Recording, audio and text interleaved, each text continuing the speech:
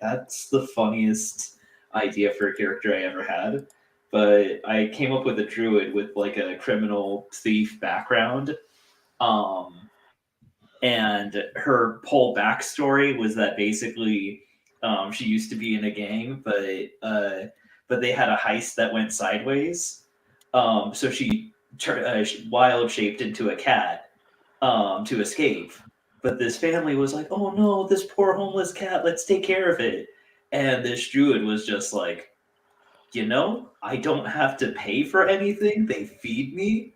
They give me a roof over my head. I like this situation, but and like stayed that way for years. But then the family fell on hard times, so the druid's like, okay, I'm gonna go out, gonna start thieving again, get a bunch of money for this family, and then go back to my life. And so basically, like a druid that has really enjoyed living like a cat. So it's just like, yeah, I'm gonna go back to being a cat as soon as I have enough money for it. Huh. And I made her whole aesthetic based around like Russian mafia, like made her weapon a club, flavored to be more like a baseball bat, basically. That's cool. I like it. like there was this movie, Hardcore Henry, and it wasn't that good. It was fun. Hey, But it wasn't. I love that movie. Get Yeah, no, out of here.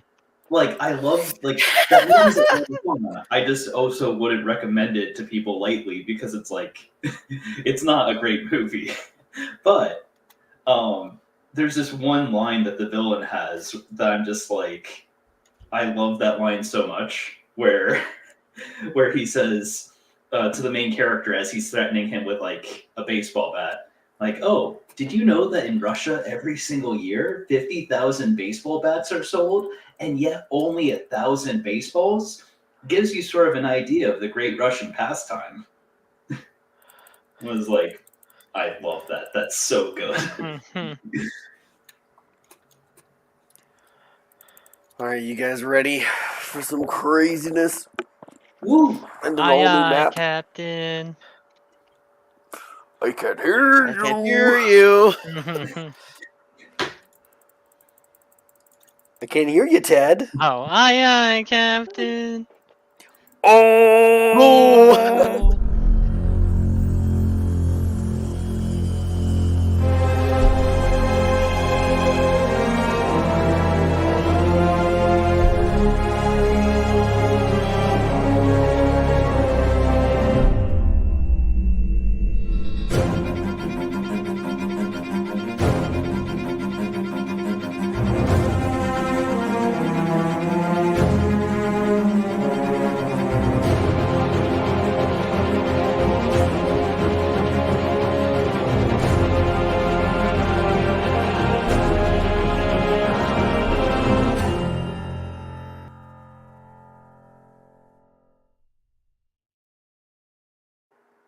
Welcome, everybody, to Wednesday mornings.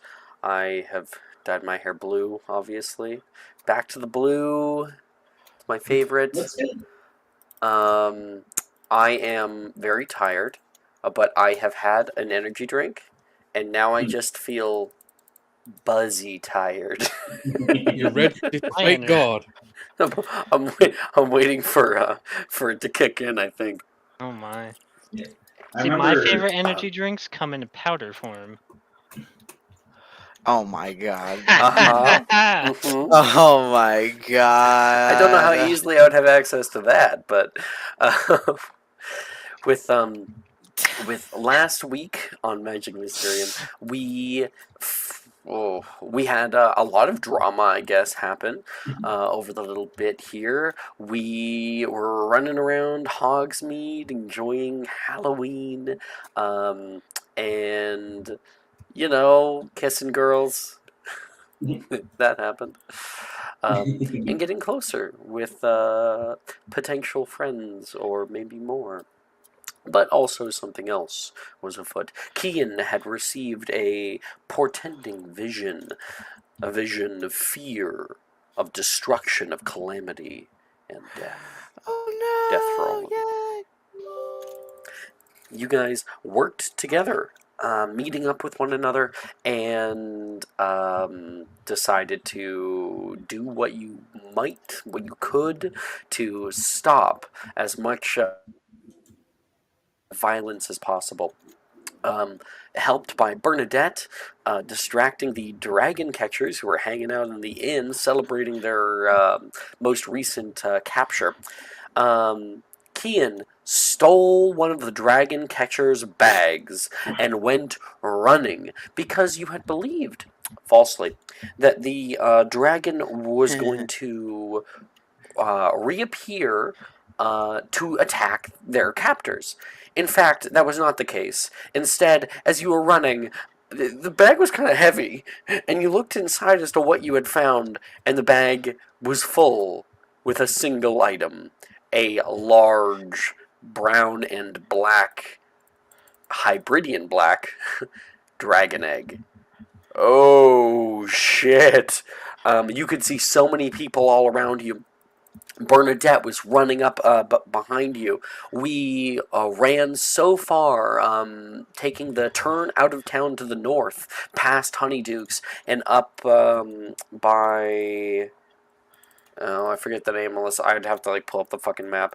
There's like a watermill up the hill, and rushing up that way, you were assailed by dragon catchers. I believe you had done some stuff to kind of slow them down. They had tried throwing spells out toward you, but Kian turned invisible and ran. We were in the middle of that kind of chase. Meanwhile, we had some people who were out on brooms. Aster and Patches had headed off north as quickly as they could to try to find this dragon. And, well, they found it. They found it all right. It had already broken free from its bindings and had been flying through the air. You could hear kind of a distant roar, and it came down upon you. You guys swerved out of the way, and you could hear it whistling down toward the barley fields in the north. You guys took off after it, and hearing the commotion down below, you could see Kian and Bernadette running for their lives out into the north, being something coming up the hill behind them, a kind of swirling, flying mass. Their assailants. Kian, you had ran up, and you could feel the beating wings. When you looked up, a dragon had kind of swooped into the area, wings beating and it kind of treading the air, the eyes kind of slitted, looking down toward you, holding this dragon egg, and it had reared its neck back, opened its mouth, and you could face up into death itself. Kian. Right. The long snout of this black dragon has reared its scaly head. You could see the dragon catcher kind of stop for a moment. What? How did it get out? You can hear them yell behind you. The dragon opens its wide jaws, and as its deep throat begins to glow with a miasma of white-hot flame that's starting to build up. That's your fault for saying that. Fuck you. Later. A white-hot flame that's beginning to build up. You can hear the whistling of a broom. Bang! Coming from beside, Aster had hit with a spell the side of the dragon's head, and it released the flame down onto the field next to you. The barley that's there immediately alights. You can hear the crackling of the wildfire that is now burning out of control. The dragon kind of cocks its head to the side. Cocks its head to the side and can see the two of them and goes for a bite out toward them. That is where we are. Bernadette, you look behind you and you can still see that guy kind of stuck like a deer in the headlights, shakes his head and focuses down upon Kian. That is where we are. Here is the map that I made in the last 30 minutes. Woo! So over here is the water wheel house. You guys coming up north, and dragons over here. You guys would have just like bam hit him from the side, and then kind of I think probably like deflected to be like over here. All right, Kian, you're down here. So is Bernadette over at the crossroads, and our assailant is running from behind. There is two more incoming as well, but they were quite far behind, so it'll take them a whole turn to kind of get here. Let me at least spawn them. There's one here, and I don't know what's another one I can throw in. I'm yawning today. I think I'll throw this guy in here. Yeah, he looks bandity, so I'll just hide them. Okay. All right. At the start of the session here, I want everybody to roll initiative. And I need to find. I will do that. I think the kids stole my drawing pad. Uh-oh. Oh, here we go. Initiative. Yeah, I think it's somewhere in the house.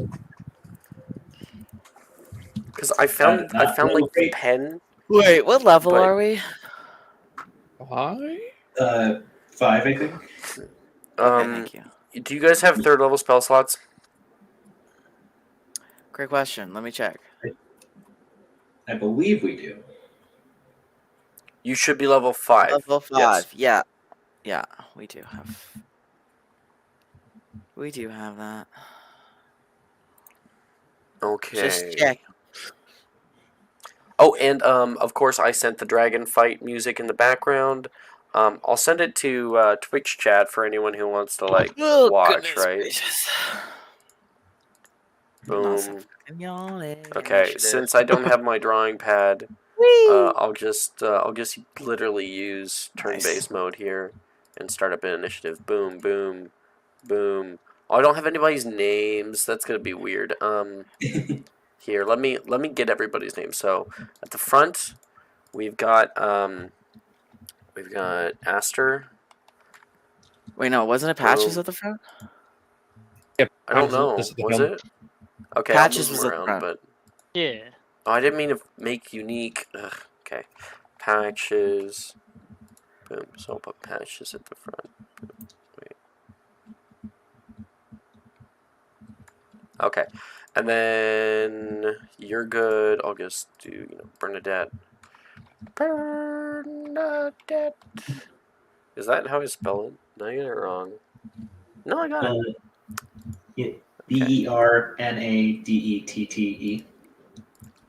And then Dragon Catcher. Oh, we'll say Poacher. Patcher. Okay. Again, I'm very tired. Poacher. Leader. And then these guys I will quickly rename to be Dragon Poacher 1. And I'll copy this. Boom. And Dragon Poacher 2. Okay, cool. Well, I'll just grab everybody, throw them in the initiative. Boom, boom, boom. Grab the dragon too. Okay. Boom, boom. Boom, boom. Apply. Oh, okay. Let me get some rolls on my end. Let's get the dragon in here.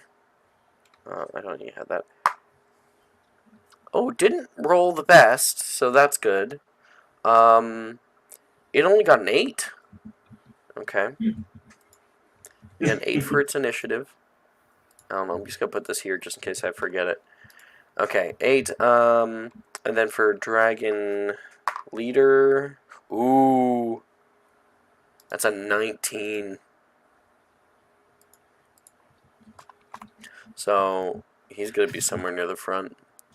Dragon's gonna be somewhere near the back. Dragon poacher leader's down here. And let's see for the other two. That's gonna be a 17 for that guy and 15 for the other. Okay. Okay. Patches. What did you get? I got an astonishing 9. A 9. Okay, so you're before dragon. Aster. 10. 10. Okay. Okay. So you'll be before Patches. Kian. 7. Okay. So you are. What's your modifier?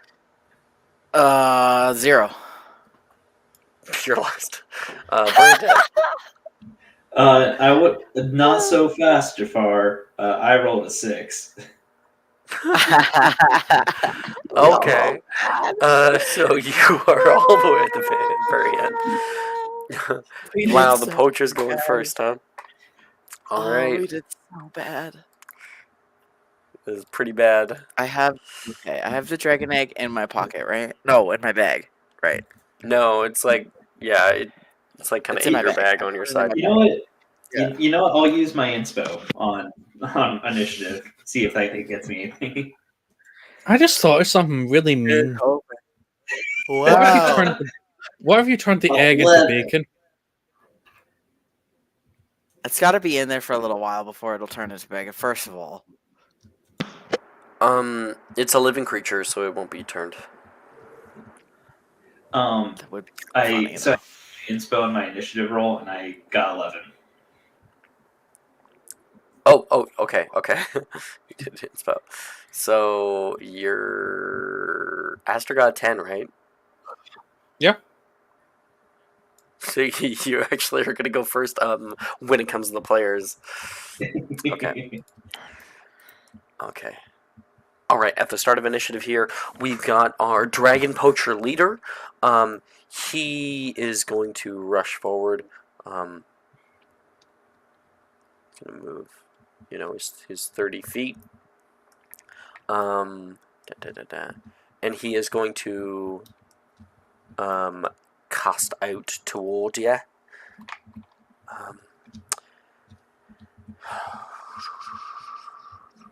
He's gonna cast out a oh shit. It is. I am really tired. I'm forgetting this name of spells. Let me open up my spell list really quick.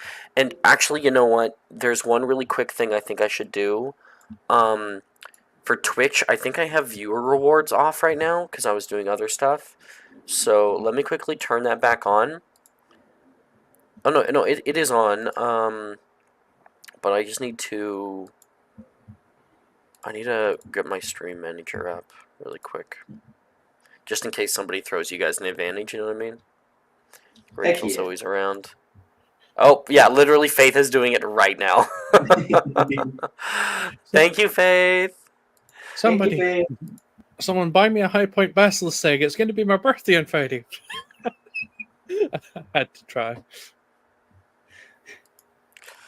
Okay, so all of you guys have an advantage on your next check here. Everybody thank Faith. Thank It's very you. nice of you. Yay! We are going to cast out Relatio from this guy toward you. He will do it subtle. So, Kian, wisdom save, please. Believe it's wisdom save. Yeah.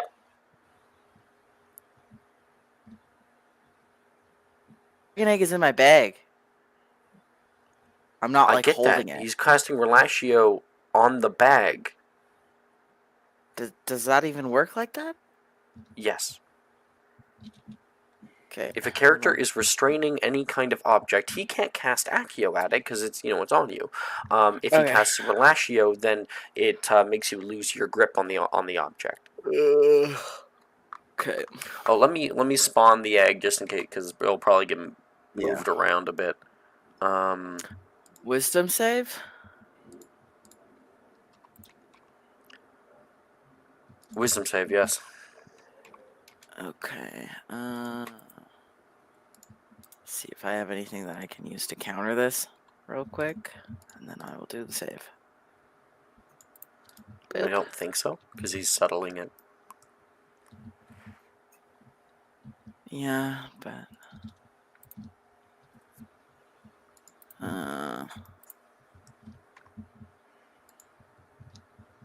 oop, Everything so I was just seeing if I had like Protego or something, because that would just end it. I think, right? No, maybe I don't know. Whatever. Protego wisdom would save. not end it, no. Wisdom save. 7. All right. You're like there I would in drop front my of this thing. bag, right? Huh? I would just drop my bag, right? Yeah, that has the egg in it. Yeah. So like he flicks his wand out toward you. There is a purple line that gets thrown your way, and when it does, there's kind of like a zap, and your bag gets kind of like pulled, and the strap snaps. It falls to the ground just a few feet away from you. You go to quickly grab it, and he is going to quicken Accio.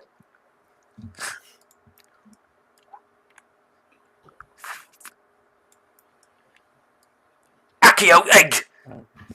And like spilling out of your bag, the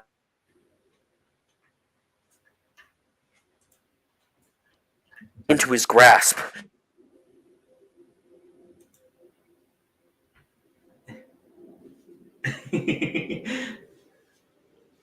I just wanted to point out that Keen took the other guy's bag, so he's got his bag and the dragon catcher's bag. Oh, Alice is back. Hello. Sorry, it's. Ooh. Okay, I'm back. And Ted, are you good if I just like answer you verbally? Oh yeah, that's fine. Okay. Yeah, we don't have it written down anywhere, but it's any spell you have locked in, you can do. Oh, perfection. Cool. I love it. So as I was saying, I guess so he's gonna cast out Accio egg, and it begins it. The bag hits the ground. The egg like starts rolling out and flies out into the air, and he's able to catch it. He looks happy with himself. It is the other dragon catcher's turn. They use their entire turn running from behind. Wait up! Wait up! You can hear one of them, and they have just entered the area. Oh! They look up and can see the dragon currently like flapping its wings, angry. They're not happy to see that thing out of its bindings. Okay. So that's their whole turn is like dashing. Bernadette, it is your turn. Question. Would Stupefy work on this guy? Of course. Well, somewhat. He has his reaction, so Stupefy, and he's a very high-level wizard, so Stupefy is likely going to get protegoed and auto-ended. But then his reaction's gone. Yeah.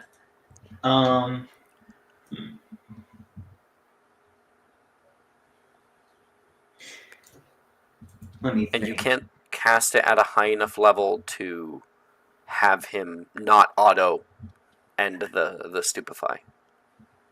Yeah. Oh, I know.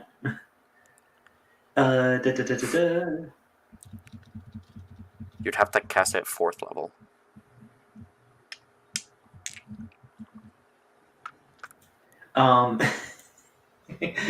Expelliarmus.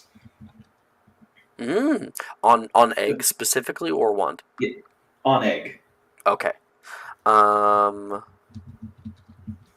believe Expelliarmus is going to be the same deal because it's a roll to hit.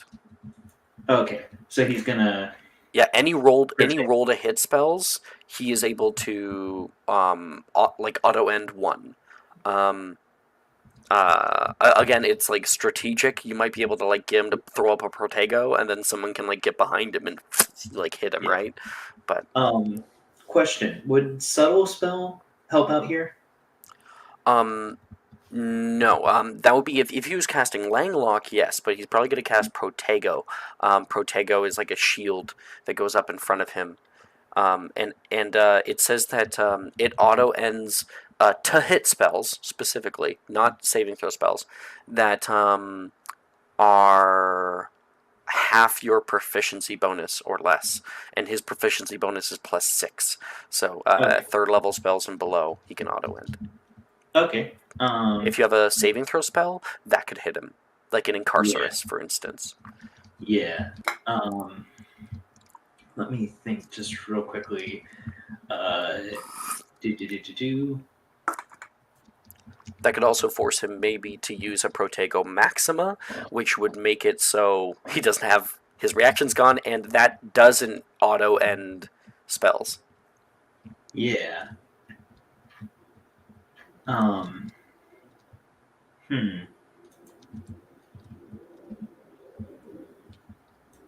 second. I'm just looking through my spell list. You got it.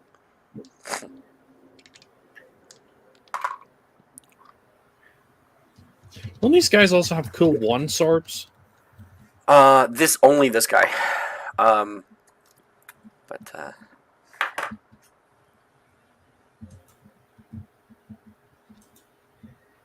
Okay. this guy's a sword wizard.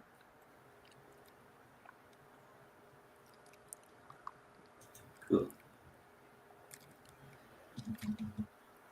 I'll go with quickened spell.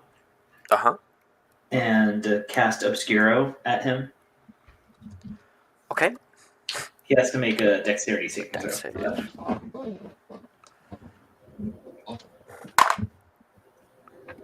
Oh, that is a failure. I think he's not going to waste his reaction.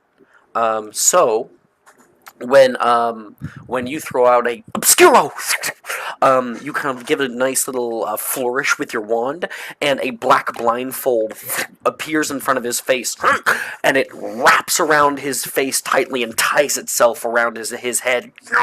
He kind of recoils from the sudden pull from it, and he is now blinded. And now I'm gonna try to do. Hold on, Annie, can I ask you a question? Does Thingy have Duro? Oh, do I have Duro? Yeah. Mm-hmm. I do not. Unfortunate. Make the blindfold stone. Yeah. No, make his clothing stone so he can't move and do anything. And just let the dragon munch. He becomes encumbered, but yeah. I'm gonna do a subtle spell so that because he's blindfolded, he won't see it coming. Cast Serpent Sortia and have it appear right behind him. Okay. I don't think. Wait, let me quickly check something. I think you might be good. Yeah, so you're good. You were actually just out of range for their Langlocks. Langlock can only be cast on things you can see, so technically you don't need to subtle it at all. Okay, yeah, I'll keep the subtle for now. Then I won't use it just yet. Are you casting at third level to get 2 snakes or just 1? Yeah, you know what? I'll go with 2. Why not? All right. Boom, boom. Like, just change might the as well size. have some backup since we have 2 on their way. Do you have the Pit Viper stat block, or do you need it? I need it. Okay. I'll grab it for you really quick. Thank you. Snakes. Pit Viper.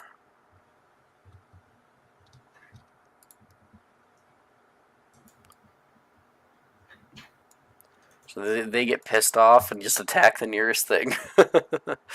Bernadette, sending in your hidden chat now. Woo! Oh, and I was telling the others this because it's just kind of funny to me. Is I'm like, Oh, wait, Bernadette, you wouldn't be able to do that. oh, I wouldn't. No, because it's a 2-leveled spells. Ah, okay. Yeah, sorry, you can only cast so take the 3rd level back. You can only cast cantrips. Gotcha. What I will do instead then. There's a good cantrip that makes you have disadvantage on your next attack roll or some shit. I think it's Locomotor Wibbly. Oh, actually, Locomotor Wibbly makes them get knocked prone. Furnunculus? Furnunculus gives you disadvantage on the next attack roll. Wait, so I'm just making sure I'm reading this DeVicto gets correctly. rid of his reaction, which he hasn't used yet. Yeah. Question. Capto. It says one target becomes quite easily gripped by one hand, almost sticky until the holder willfully lets go. The holder has advantage against being non-magically disarmed. Oh, I completely read that wrong. Non-magically. I was reading it like the ghost hand spell from D&D. Oh, Mage Hand. Yeah, no. But the chill touch was the one I was thinking of. Oh, okay. Um, The weirdest named spell in the game. It's both not a touch spell and not cold damage. Yeah. You know what? I'll just go for. Ooh. I'll go for Infirma Cerebra. Okay. Jordan's favorite. You can make a ranged attack roll. Woo!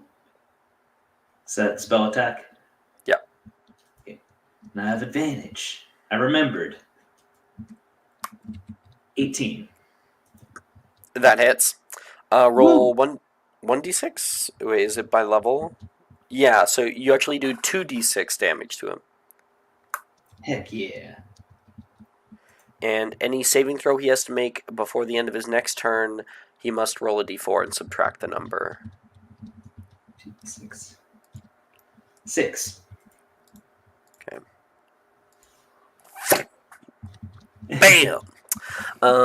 You throw out Infirma Cerebra! There is a kind of whip and crack. And he takes 6 points of psychic damage. And he is he has that effect down upon him. Oh, you know what? You do have an advantage to hit. May as well see if you get a nat 20. Oh, I rolled at advantage. Oh, cool. Cool. So, All right. Bernadette, you still have your movement. Anything else you want to do? you know what? She's gonna run up to this guy, like ready to tackle him. I don't know if I can actually do anything with that, but No. But you can kind of get within 5 feet, so yeah. you can just attack of opportunity sort of area. You rush up and kind of grab onto him, and he's blinded, but he's holding the egg back. You stupid kids are gonna get yourselves killed! He yells, and Aster, you are on the back of Patch's broom, and you are staring out at this dragon who seems extra fucking pissed at you. Oh, right. Oh, yeah. A great Hybridian black. They're known It's for a good thing it's still being there. aggressive. In the previous thing, I slapped it with Aquamenti, if memory serves. Yes. I would like to glacius it. Glacius Yeah. the water on its, because Fuck I yeah. remember stairs. I aimed at its like eyes and things. You can check if you don't, Yeah, because I'm no, pretty it's sure. that's completely fine. Yeah, if you Augmenti before Glacius, then it can actually do damage. Um, so Glacius, it is a 60 feet, so it's within range. Um, area becomes difficult. 3. It's a con save for it. Okay. Oh, it's going to have really high con, isn't it? Yeah. So if you want to change your thing, you can, but Can I do it? your call. Oh wait, I won't be able to do it. There's no point in me doing it at advantage because. Yeah. Screw it, I'm going to try it anyway for science. Okay. Please. For Roll science, for it. con. Oh, and you are lucky as fuck. Quick and cast Judo on the ice.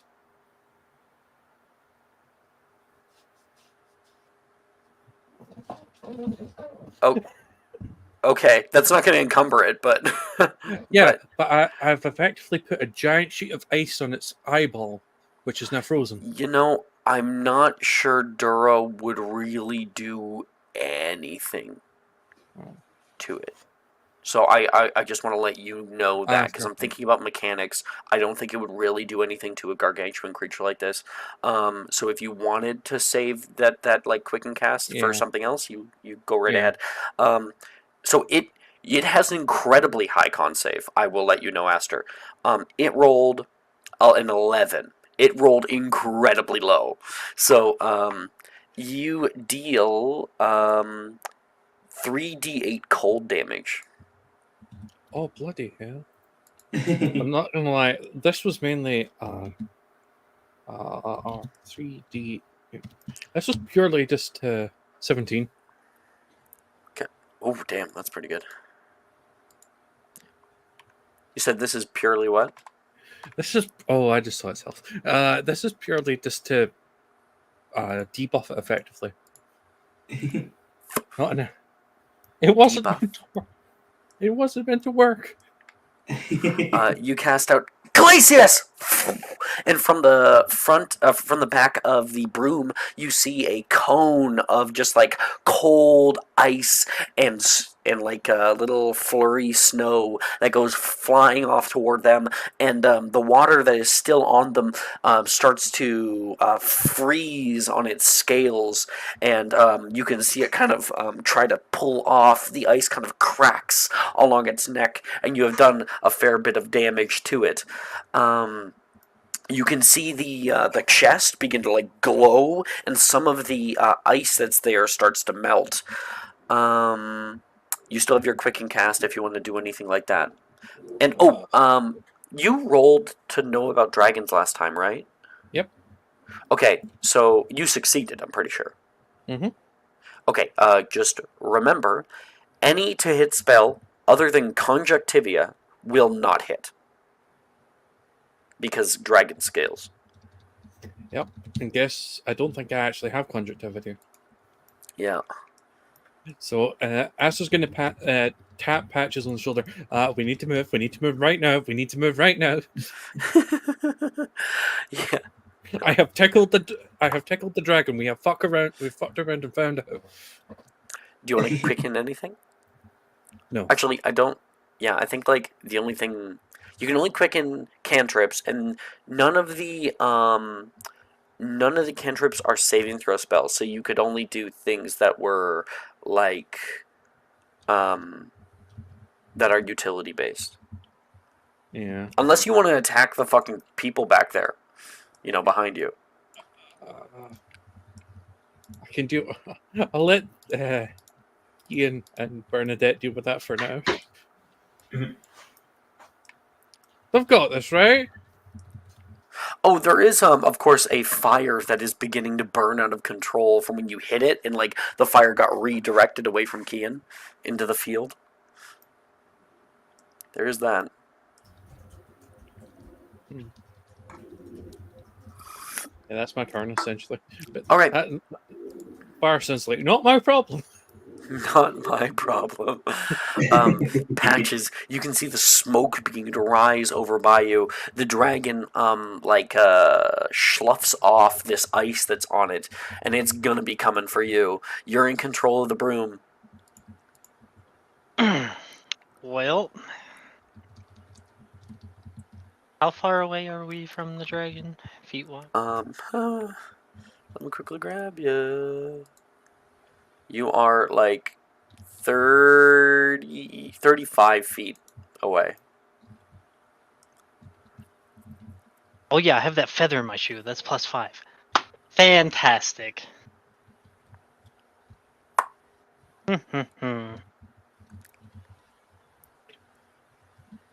Oh, yeah, from the junk shop? Yeah. Yeah. Nice. I still Uh, can't believe you Well, got the cape, technically, by the way. Patches, on a broom, your movement speed becomes 60, so you have Oh. 65. Like hearing that. Gets me all riled up.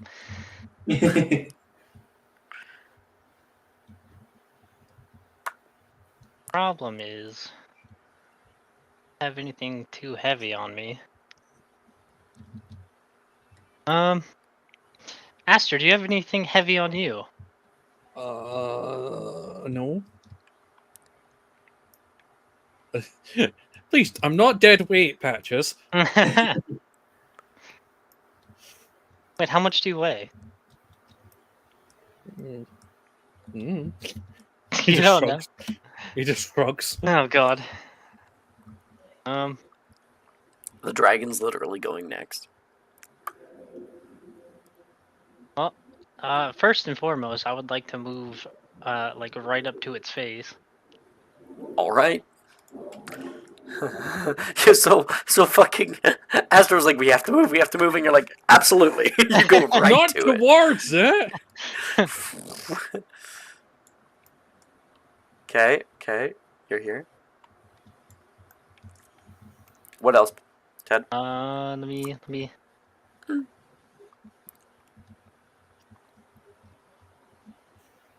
Charm. Oh god. Do we all have advantage, or was it just Annie? We all have advantage Oh, We all thank from Twitch chat. I found my drawing pad. And sorry, you were saying something, but I accidentally pulled out my cable. Can you repeat that? I asked if we all had advantage or just Annie, but we all do. Everybody has advantage on their first roll. Cool. I would like to cast Carpe Retractum. Which, Annie, On- you already had advantage on that attack roll earlier. So you still have the advantage from Faith. Okay. Sorry, you're gonna do what, Patches? I would like to cast Carpe Retractum as a bonus action. Excuse me? On what? On the dragon. Why? Why not? Well, it would pull you toward it. Right. You're already on a broom. Yep. Are you trying to get on it? Yep. Okay. Okay. What? So But I here's need what I'm gonna tethering. do. I need here's tethering. what I'm gonna do. You're gonna be over here. And Patches is like, yeah, sure, go ahead, and is going to leap off of the front of the broom. So, Aster, you have to like kind of pull yourself up and grab on before it begins falling. And he runs, jumps over, casts out Carpe Retractum. I'm gonna see if there is there like a saving throw or something? Come on. There's I would a easily resist the force. Okay, saving it basically just says that if it's an unwilling creature that is able to be moved, it is not able to be moved by you. So that means you go 20 feet toward it. You kind of swing down like Indiana Jones. Woo! Make me an acrobatics check, please, to see if you're able to like swing back up and onto its back. Oh, this is what I'm gonna use my advantage for? Weak. 11. 11 11. at advantage? Yep. That's not very good. But I'm tethered. You are tethered for 6 seconds. Okay. If you want, Ted, you can use my subscriber advantage. Gladly. 25. Nice. So Patches like kind of attaches onto one of the horns and gives a good like swing, keeping that momentum and flying up around it and onto the back of its neck. Woo! You are now on this thing. And as my action, I would like to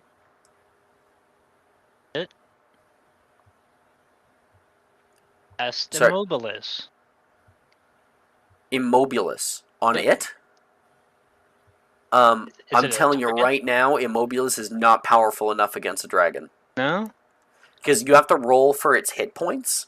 Right. And Oh, this yeah, thing's, and like the average for what you're going to be doing is like 35. Gotcha. So most like students your age could be Immobilis by you, but this dragon is certainly too big. Ah, okay, then Locomotive Mortis. Okay. It has to make a wisdom saving throw. All right. Oh shit! I'm rolling shit tonight. Wisdom save. That is a 4. Oh, sweet. So it suffers a lot of things. Tell me. Its speed is halved. It suffers disadvantage on dexterity saving throws. Each time it moves, it must make a dexterity saving throw without disadvantage from this spell, or be knocked prone and take 2d4 bludgeoning damage. It gets knocked prone. If it fails the dexterity saving throw each time it moves. Oh, when it moves. Okay, Yep. okay. So it definitely will because they're dumb creatures and it doesn't understand magic. So, yeah, you are able to you like swing up onto its back. You're holding it there. It starts to buck you, and you hit your spell down. There's a pulse, and this thing now is subject to those. You might be able to make the ground this thing with this spell. I have a very bad memory. What was the fucking thing? Let me just try to looking up the damn spell. Locomotive Mortis. There it is. Yeah. Okay. Disadvantage on dex saves. But not from this spell specifically. Yeah. Okay. Done. Is that your turn? Believe so, yeah. Technically, because this thing is probably gonna get grounded, Are you just gonna go down with it? Yep. Okay. Dragon's turn. I mean, we'll see if it does get grounded, but it is trying to buck you off right now, and it is also moving off toward Aster. Which I'm going to give Aster his movement, sort of.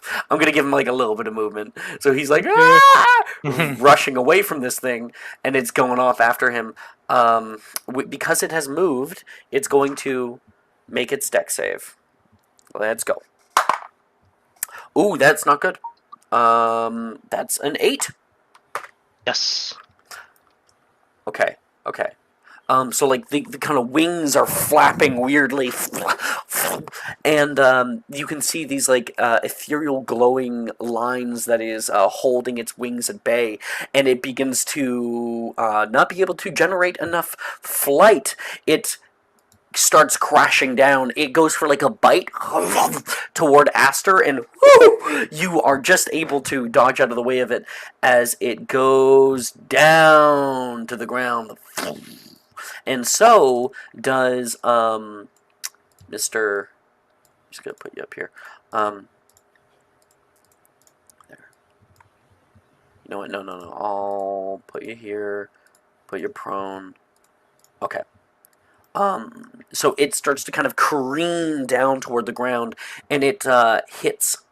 It kind of hits the ground down here, churning up the earth, and falling to the ground and like rolling away from it is Patches. Patches, Mhm. you are how high were we?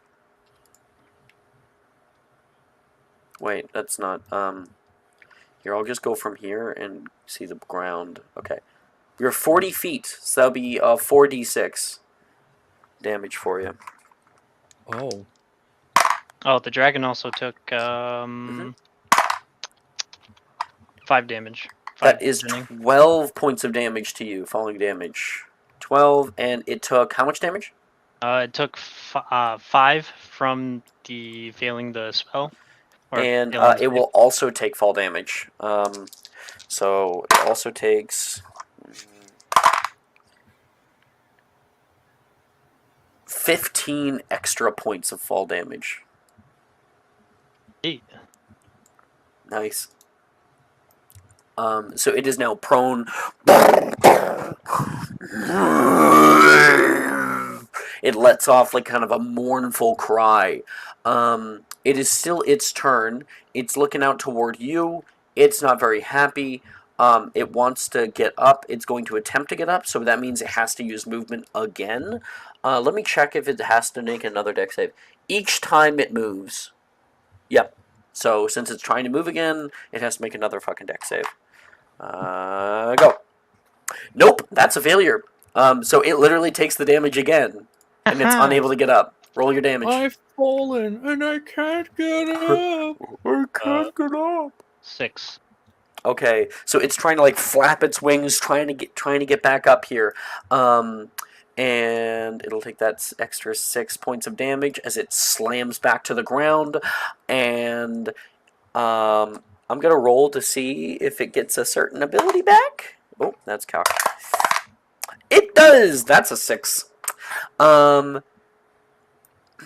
mhm, mhm, mhm, mhm.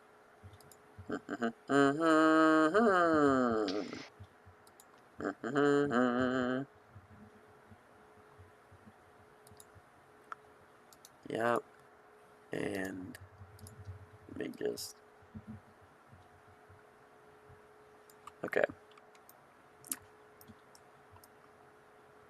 All right. Good thing Bernadette moved.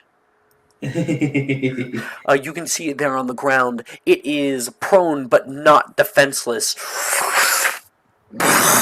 It bellows fire out from its mouth, and I need a dex save from Patches and Kian. Question. Is this something we can Protego? No, it's only if you had Protego Maxima, but you don't. I got a nat 1. Okay. Subscriber, take my subscribe for the love of God. Do not die. Oh wait, Kian. Well, Kian, have you did you roll that at advantage? 'Cause I don't think you used I it yet. did not. Got a 6. You Oh, had right, advantage from Faith. 17. You can keep your Okay. subscriber though. That That is was the okay. DC. 17. Yeah, me to beat it. You take Oh, half nice. damage. Cool. Meanwhile, Patches. 6. Okay, you already used your advantage, right? Yeah, on the Okay, so you fail. This is going to be a lot. Oh no. I gotta get a dice roller out.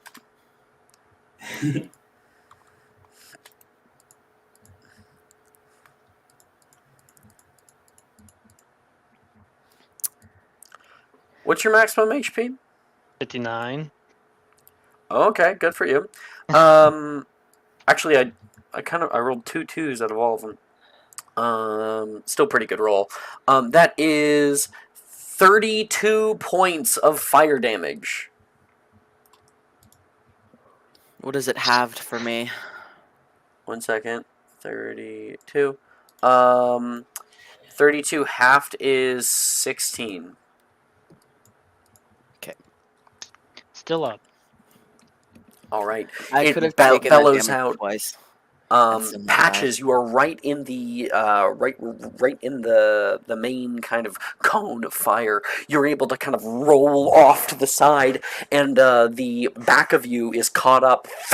Ah! You are burned on one side. Kian's kind of at the back of the overall cone, so kind of a lot of the force is taken by the barley fields and the fence and everything, but you can feel that fire lick up you as well.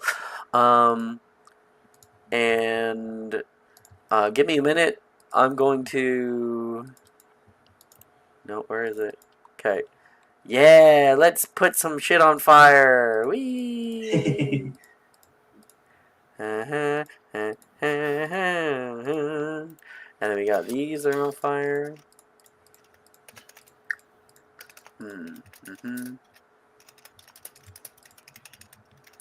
Boom. Oh, the fence is obviously on fire.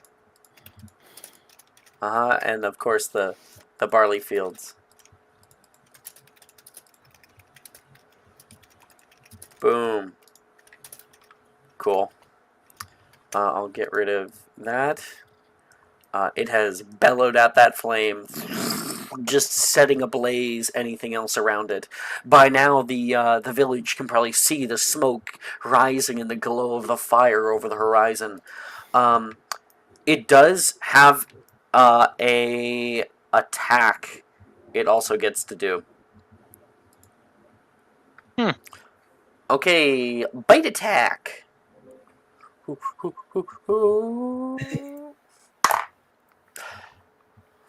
26. Pretty sure Nope. it's gonna hit 10. Nope, doesn't hit. I'm good. I don't need to get hit. Oh, nearly maximum. Damn.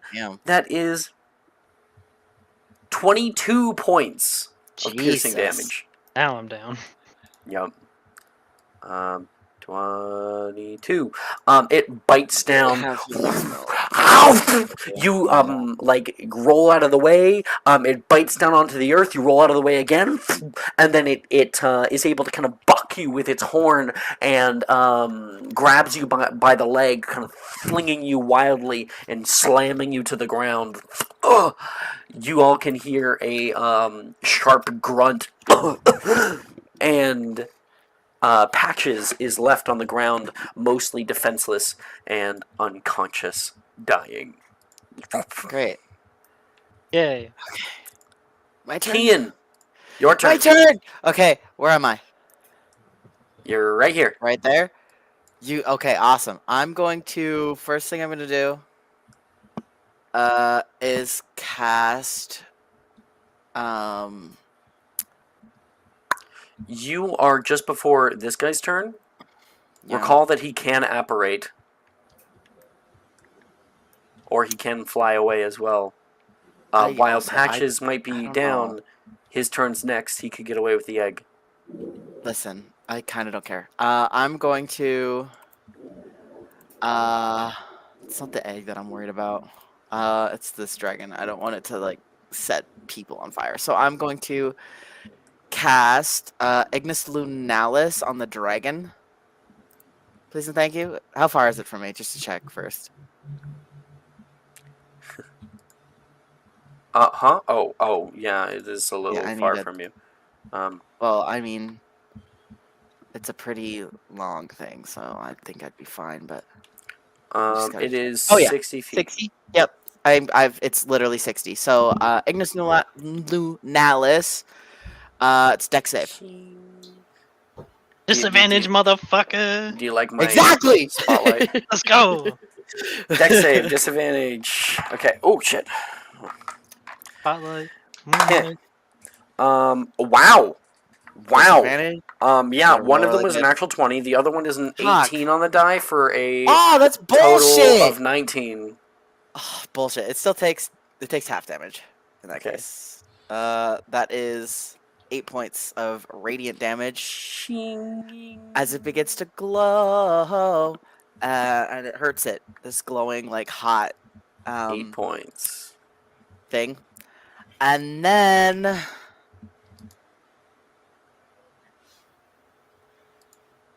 Oh shit! I got 2 of them that I could do. That could be really good. Let me just see which one would be better.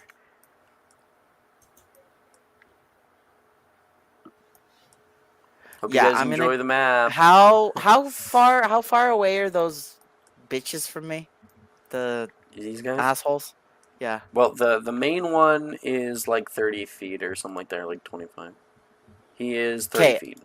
Cool. I'm gonna get right up in their grill. Cool. And then I'm going to. Oh, there's 2 of them. I'm gonna quicken cast a spell.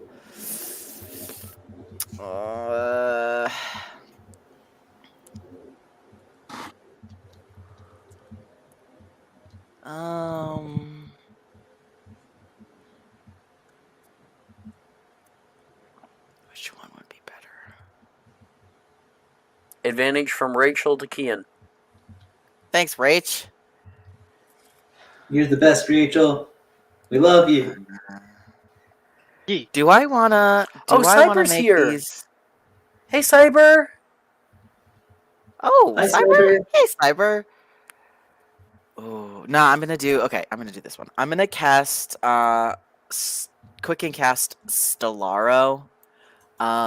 It's essentially just what you call it? I can't remember what it's called. Never mind. So I've got a 15-foot radius sphere thing of like stars that just like burst out from me, and they need on their turn they need to make a wisdom save, Okay, or what? or they're gonna take 3d8 radiant damage. Okay, start or end of turn. Start of their next turn. All right, all right. 3d8. Wisdom save, you said? On their turn, at the start of their turn. Is it Yeah, their it turn is. yet? It's got to be their turn at the end of your turn. Oh, okay, cool. Yeah, that's the end of my turn. And Okay. they also have a minus D4. Yep, they do. Okay.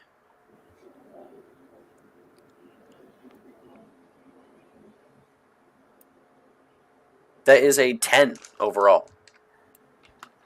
That is a fail. And they will take damage.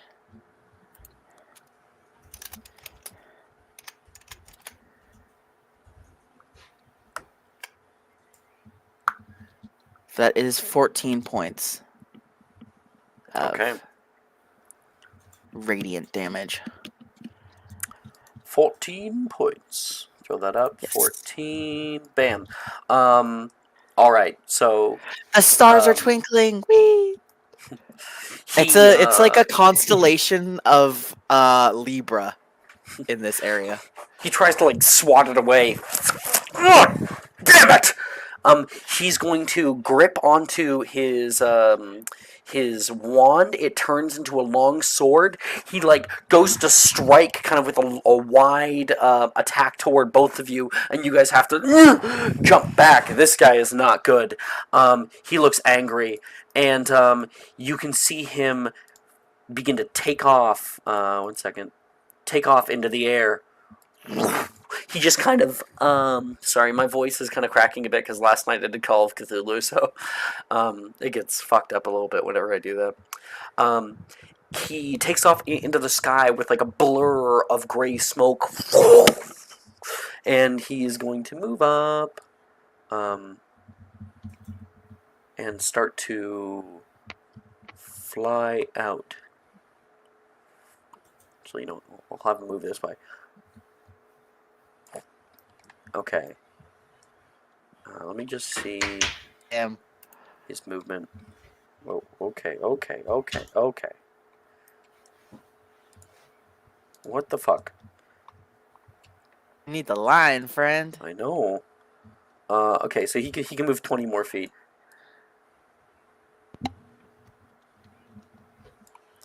All right. So he is flying out over the hills. You can see him holding on to this dragon egg here. The dragon itself does notice. It lets off a mournful wail. That is his action, his movement, and he can see, of course, in the air, this kid on a broom coming back toward him. He is going to cast out Locomotor Mortis as a quicken cast. Why does I need to resist that? It is a wisdom save, I think. I need to double check. Oh no, it's a wisdom save initially. 16. Oh wait, I should roll advantage. Fuck. Yeah. Technically, 16 would have been the highest. Okay. With a 16, that does not beat his spell save DC. So, your speed is halved. you suffer disadvantage on dex saves, and when you move, you'll have to succeed on a dex save without disadvantage on a spell or be knocked prone so that you'll fall. So he like whips out his sword toward you, and you can see it return to like the size of a wand, and he sends off kind of like a net that binds you up.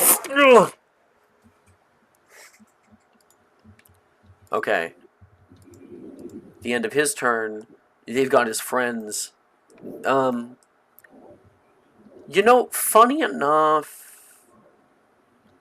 Funny enough, they don't want it to be any. Now that he's got the egg, like, he doesn't fucking need their help.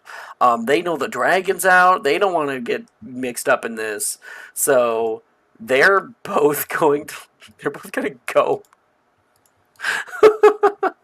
They're both like, "You got it," and one of them Nice. apparates away. Come on, you know I'm not no good at that. And the other guy starts to fly off. I think maybe after his friend. So I'll have this guy. Wait, let me show him, and he'll take off.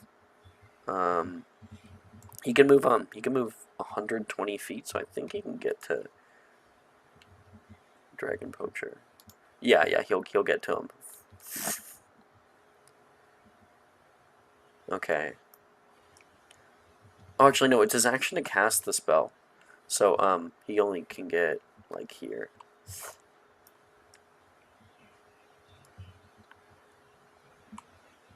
Wait for me! You can hear him yell. And, Bernadette, it's your turn. The one that flew away with the egg. Yep, the leader. I'm gonna try and get as close to him as I can. Okay. Gonna quicken cast. Gonna quicken cast Bombarda. Okay. Okay, that's a spell attack. So let's see. I think I know exactly what you're doing, and I'm gonna fall for it. As long as Does you can anyone hit. have a subscriber advantage? Because I rolled a Ooh. 12. I do. Ooh, okay, thank you. Come on, do it. 22. Let's go. That hits. So it would hit if he didn't cast Protego toward you. A blue ethereal barrier shows up from below, and your spell kind of fizzles out in front of him. All right. Now you quicken cast that. Did I fall into your trap? Huh? Expelliarmus. Hell yeah. So all you have to do, you have to hit with his new AC. I mean, wait. Let me help you with this roll. You were. What is the range on Bombarda? Bombarda, it's 60 feet. Okay, let me quickly check something for you because I might be able to help you out. You were over here. He is right there. He is within range of the Bombarda over here. So if you're over here and you cast out the Bombarda before moving, he sends up the Protego, which is in your general vicinity, and then you can move and get nearly below him, and that is behind the Protego. Okay. You understand? So now the Protego rules do not apply to you. Yes. And Heck you can yeah. roll to hit. Okay. So yes. Now I will cast Expelliarmus. Fuck yeah. Do. Come on and do it. Do it. 25. Nice. Fuck yeah. You cast out Expelliarmus! And out of his hands, whoa, the egg starts falling down to the ground. It's gonna hit the ground. What do you want to do? Catch it? You can try to catch it. That would be a sleight of hand can I check. aim for it? There is also some spells that can help too. Yeah, but she's got no spells left. Reaction spells. There are reaction spells that can help. Ooh, yes. What More than one reaction now? spells do I have that would help here? There's multiple reaction spells. Oh shit! I got one. I got it. Spongify. I can reaction spongify the egg. Okay, Kian's taking it. So, Kian kind of points his wand out. Spongify! The ground itself underneath of it becomes kind of elastic. It hits the ground nearby, kind of hitting and bouncing straight back up into the air. It falls down, and Bernadette, you are now easily, because of its momentum having been changed, able to kind of catch. Good. Okay. And how much movement do I have left? None. None? Okay. Then yeah, she'll just hold on to it as tightly as possible. Bitch! You can hear him yell out. That's I mean, right. he's not wrong. Yeah. Ass. Like, Bernadette is definitely a bitch. It's part of the reason why I'm like, yeah. I like, for the audience, I sent Alex a message where I was just like, I don't want Bernadette to die, but if she ever gets, like, fucked up in a fight, that'll definitely feel fair. So this fine gentleman, he's floating in the air, right? Correct. What clothes is he wearing? He's using a spell that allows him to fly. Encumbrance would half his speed, but it wouldn't bring him down to the ground. Damn it! So I can't introduce him to the ground again. Aguamenti 2nd level. Okay.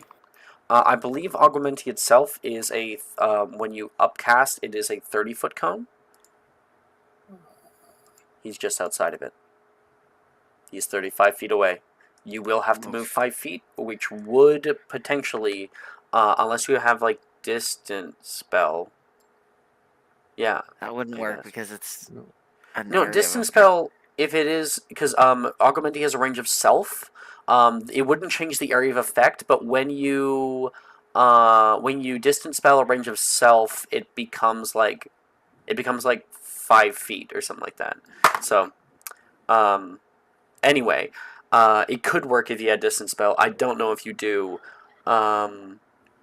If you move, you'll have to make a dex save, and you could potentially fall. I'm just quickly checking. So with all that, you can decide what you want to do. I'll give you your time to think.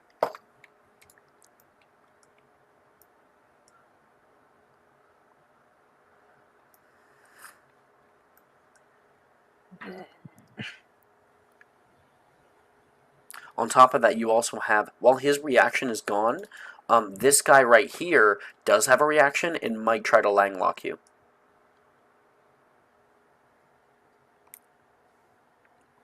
I am actually unsure what to do here.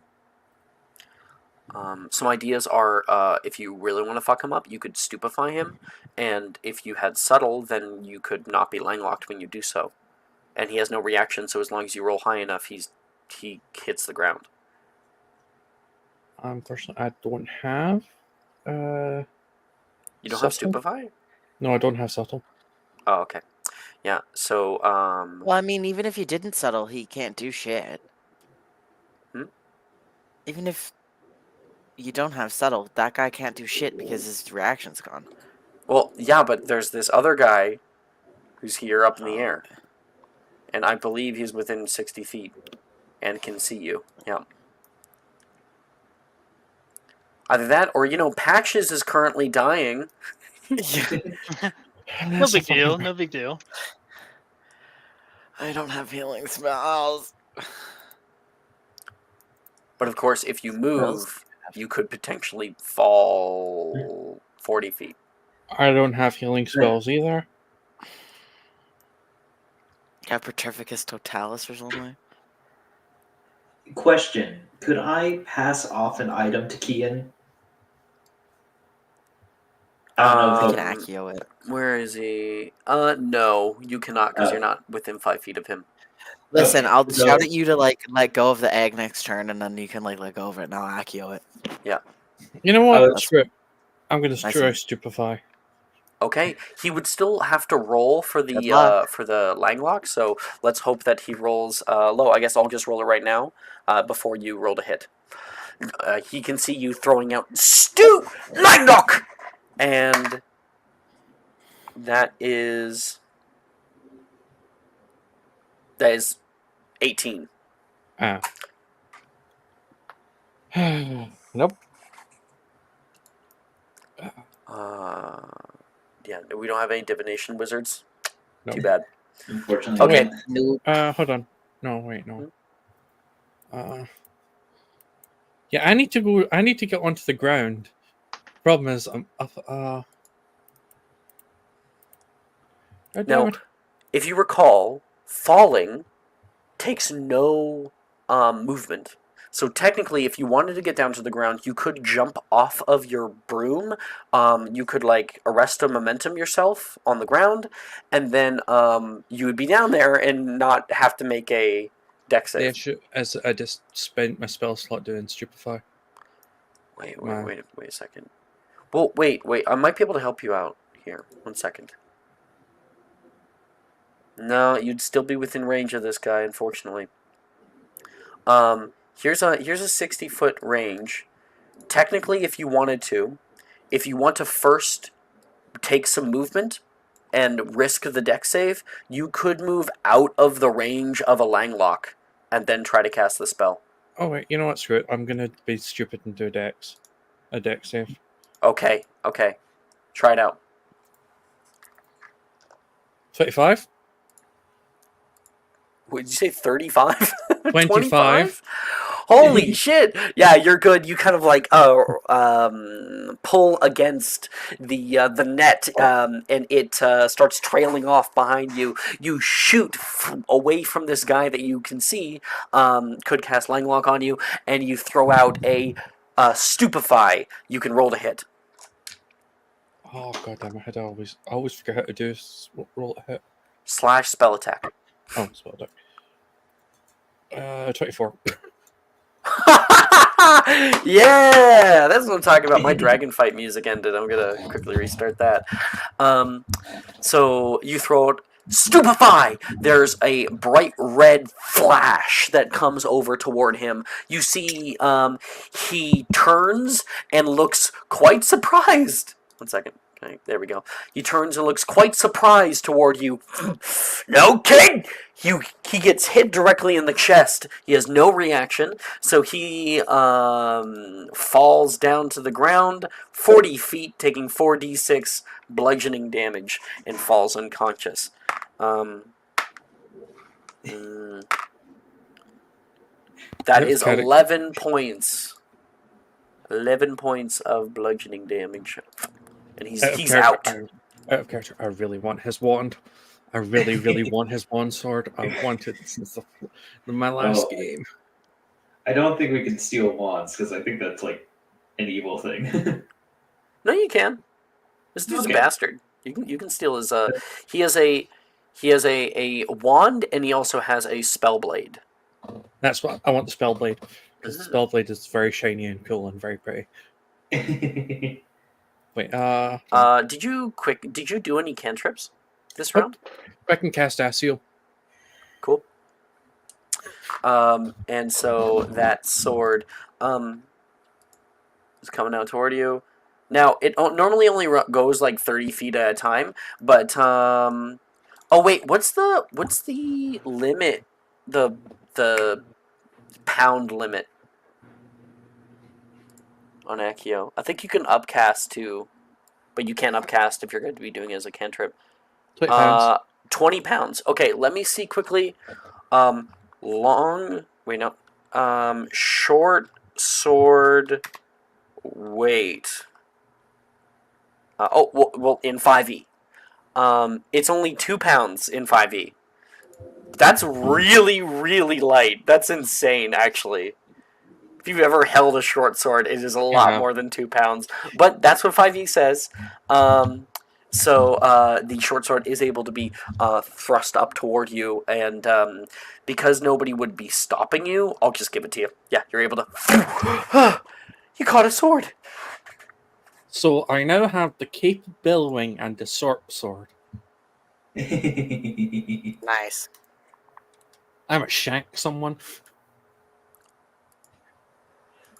You make Ted proud. Shank someone. Yes. Okay. Yes. Patches, roll I'm me a sorry. death saving throw. You got this. Wait. Before you roll it, you're Uh-huh. supposed to roll it in your hidden chat and tell nobody the result. That's new. Mm-hmm. I mean, Jordan will know. Jordan won't be checking. No, I won't. Okay. Patches, as you are here, surrounded by flame and soot and deep grooves having carved into your flesh from dragon teeth. That's definitely gonna scar. And you are dying. You're just barely kind of taking in the world around you. What does your mind drift to as you find yourself falling into unconsciousness?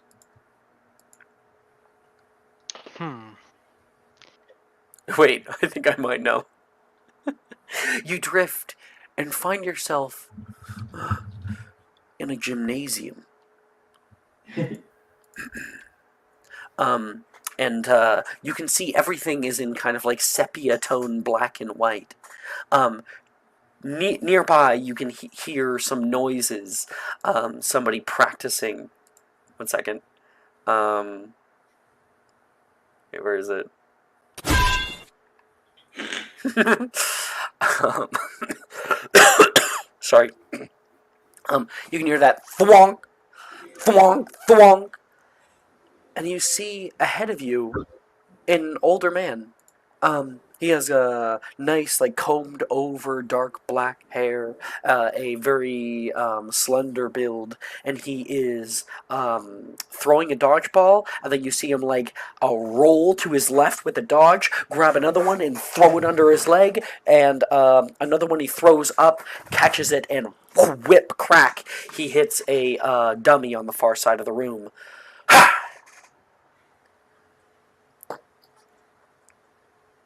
God. Patches of Houlihan. He looks back.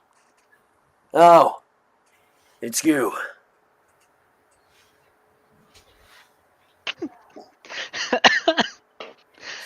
I'm just awestruck, I think, at this point, still dying. Patches O'Houlihan knows me?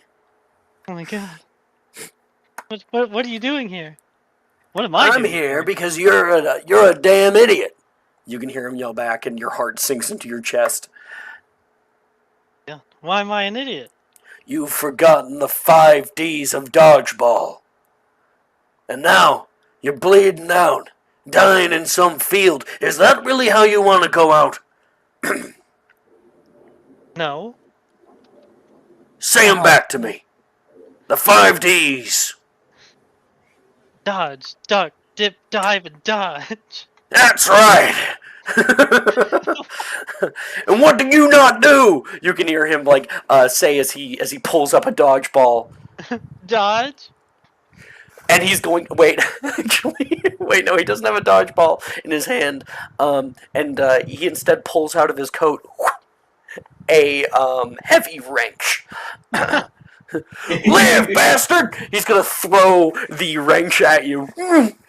Make me a deck save, please. Dodge. At disadvantage. Oh, Patches. great. For a natural one. Natural 1. Oh shit! You like in this moment, every single part of you, every instinct is move, move, move. But as you watch the wrench coming for you, you can't. It hits you square in the face, and everything goes black. So it's now the dragon's turn. Now you're incapacitated. It's really not worried about you. It really wants its egg hell of a lot more than any of that. It's gonna try to get up again. Okay, that's a success. So it gets up, and with its fluid movement, starts flapping its wings. The spell is kind of like snapping all around it, and it's go. Oh, okay, Oh, no. okay. Let's not do that, please. Thank you. It rises up into the sky and is going to swoop down toward Bernadette. Oh, it's also him. Oh, that's not good. That's Is not it good. po- is it possible to like hold the egg out for the dragon? Dragons Like are off really fucking stupid. It's Fair. gonna try to bite you. It does not get its fire breath back, so good for that. It's going to attack you, and it's going to attack the bastard who took its egg. The one toward you is 10. Oh, the one towards me is 10? Yeah, 10 to hit. Oh, doesn't hit. Nice. So it goes going. Are you holding up the egg? She like I think she is like holding out the egg towards it, but when it like goes to bite her, she'll definitely like dodge. Are you? I'm asking. Are you giving it the egg? Oh yeah, she's gonna give it the egg. Okay, you're like you kind of jump it up into the air, and it swallows its own egg. You know that dragons can do this to hold on to them, and it then kind of in the same kind of movement goes down and bites at this guy. It is an auto hit. It is also an auto crit. Hell yeah. Take that. Mm-hmm. Okay. He's going to take a shit ton of damage. Okay, let me roll this shit. From this moment forward, Bot was determined to replicate in candy form the perfect crunch. 2 says 32 points of damage, doubled to 64 points of damage. Jesus.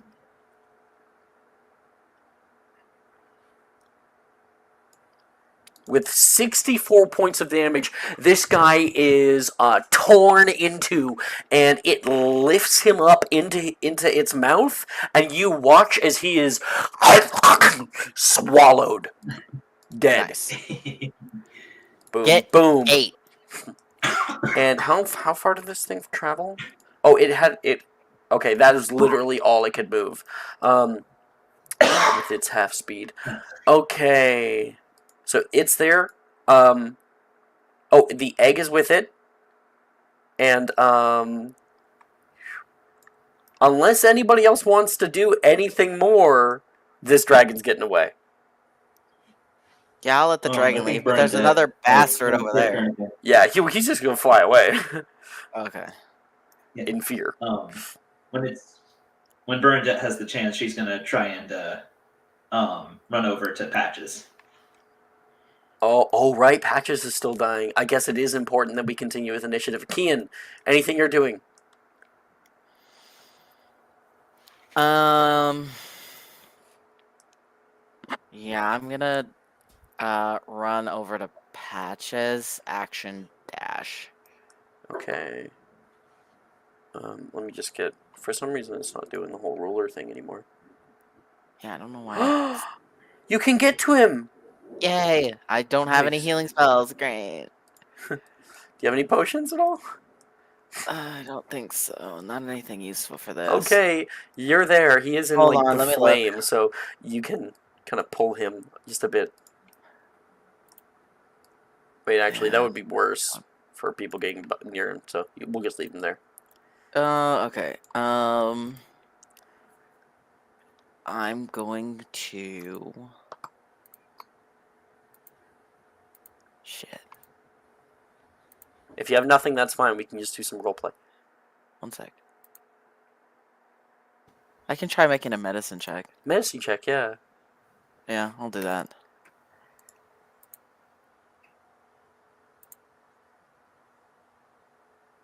$14, not bad. That is a success. Cool.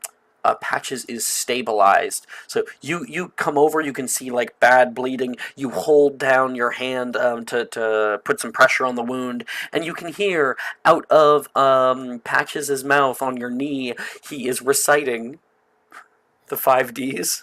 Patches. Dodge.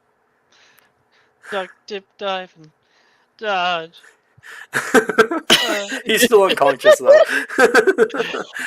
Is, Don't hit me Um, with the wrench. You can dodge a wrench. You can dodge a ball. Okay, so while that's happening, this guy, he screams out for his friend. I believe I do have a name of the guy. Taurus! No! He yells out in cries, and he's going to fly the fuck away. Fly away! Fly away! Okay, he's out. He's out of combat here. Whoop. Bernadette? This big dragon, I think, if you're not doing anything to it, it is going to flap, and start to fly off over the Yeah, horizon. she's definitely not fucking with that. There's so much flame, and you can see through it all. The entire field, because you've had a few rounds, is starting to just take off. The entire thing is burning down. Okay. You can hear a Ooh, few people wait, rushing no. over like the bridge. I've Like I've a kind of glow unsuccessfully of casted people running. Augmenti before. Augmenti? So I've unsuccessfully tried to cast it before, so You want to try it now? could I try it again, or do you have to like successfully try casting it to try casting it again? You have to successfully cast If it. you don't have it locked No, no, no, Don't no, no, lock no, it. no, no, no. in. Okay. I'm No. confused. Wait, no. No, you're answering the wrong question. The Okay. question is, So I don't have it. so I don't have essentially, Augment. yeah, but you've tried it before? Yeah, I've tried it before, but I haven't Yeah. successfully Yeah, you can try tried it. it before. Yeah, you can try You it can now. try it Yeah. again. As long as you've tried it at least once. You're good. Yeah, even if you've never done it successfully, as long as you've attempted Gotcha. it before, you can attempt it now. This might potentially work out really well for you, by the way. Attempt spell. Agua. Menti. That's a 5. Oh my goodness. That's so Subscribe sad. for that, please. What? Subscriber that, please. Okay. Spell. Oh. Okay. Attempt spell. There's the pen. Okay. There you go. I was able to get it this time. Congratulations! You send off Aguamenti! And you start to, out of your wand, for the first time ever, water spews forth like a fire hose. And this whole kind of like area over here, in front of you, you're able to put out. Over the hillside, you can hear people running, over here! Fire! Fire! And a few people rush over. I'm not going to spawn them, but a few people are running over and joining you with aguamentis. I think one of them's like, what's your name, kid? Bernadette will say, Bernadette, but that doesn't matter right now. And she's going to try and use her movement to run to Patches. Okay, yeah. I think the person's gonna be like, damn good job getting here first, and that's gonna be you're gonna be in the paper. But we can move 5, 10, 15, 20, 25, 30. You're able to get to here. If you want to use an action, you can kind of run through the flames to Patches. So, question. Uh-huh. If I use an action to get up to Patches, could I still give Patches a Twinkie? Yes, because it's a bonus action to administer. Okay. Then yeah. However, you do have to run through flames. So, Bernadette, if you're going to be a badass and do that, then it's going to be a dex save. Okay, dex save. Here we go. It's 3d6. 13. That would be a fail. Okay. That's 13, also 13 points of damage, fire damage to you. I think, you should be able to tank that. Yeah. You jump through the flames. You get down next to Patches here. You still have more movement that you can use to get him out if you want to. We can kind of pull all three of us away from the flames. People are coming to help, and you can hear him muttering to himself about wrenches, and you pull out of your bag a hefty Twinkie. What do you say before you shove it down his throat? Oh, should I roll to Crazy. see the quality of the Twinkie real quickly? Sure. Crazy, goddammit. That's survival, right? Ted, did you say something about shoving down throat? No, you did. I said phrasing. Phrasing. Oh. Yeah, it's a survival check, right? Dirty mind, Ted. Let's see. Absolutely. 23. Saskatchewan is calling me. No, thank you. Okay, so then that's like an exceptional. Okay. So yeah, then Ted, you're gonna heal 3d6 plus spellcasting ability modifier. I believe my spellcasting ability modifier is I'm a technique caster, so so wisdom is my spell cost. Okay, so plus 4. 3d6 plus 4. Okay. But yeah, I don't think Bernadette really says anything. She's just pulling Patches. She's gonna pull out a Twinkie and literally just mash it against his mouth. like Patches, you're not fucking dying here, damn it! And just pushes the Twinkie at his face.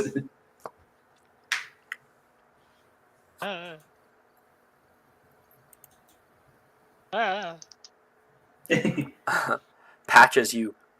Dodge a wrench, dodge a ball! You wake up. And you can see both Kian and Bernadette with tears in their eyes holding you. You're in a lot of pain. You feel pastry? I'm in pain and it's sweet. I'm confused. Ow.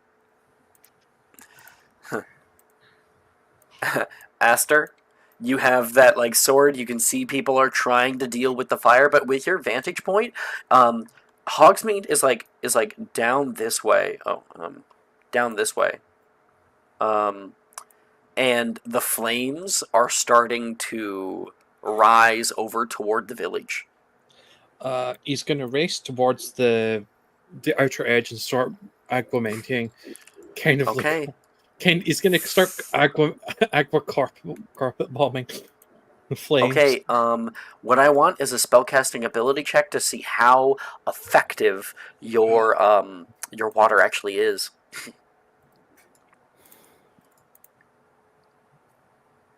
Spellcasting ability is a spell attack, right? No. It is, what kind of caster are you? Int. So you're going to make an intelligence check.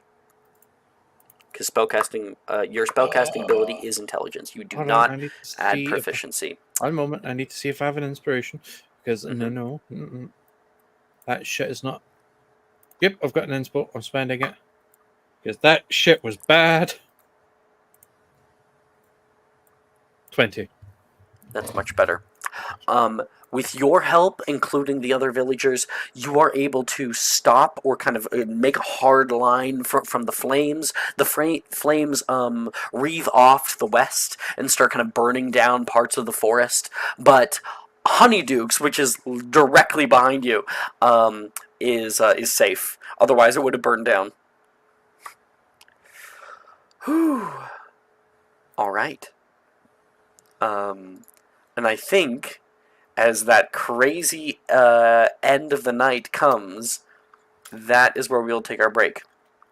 Woo. Come back in 10 minutes and roleplay a bit of the aftermath, and even maybe jump into the next episode, clubs. Woo. Hey, see y'all soon. Are you looking for that perfect gift for that tabletop role player in your life? For that podcaster? For that little sister that keeps going on and on about shiny math rocks? Well, look no further. OBP Musical has you covered. Original theme music for your characters, worlds, podcasts, and more. Has your bard written lyrics about a party member's tragic demise? Let us compose to them. Or better yet, let us write those lyrics for you.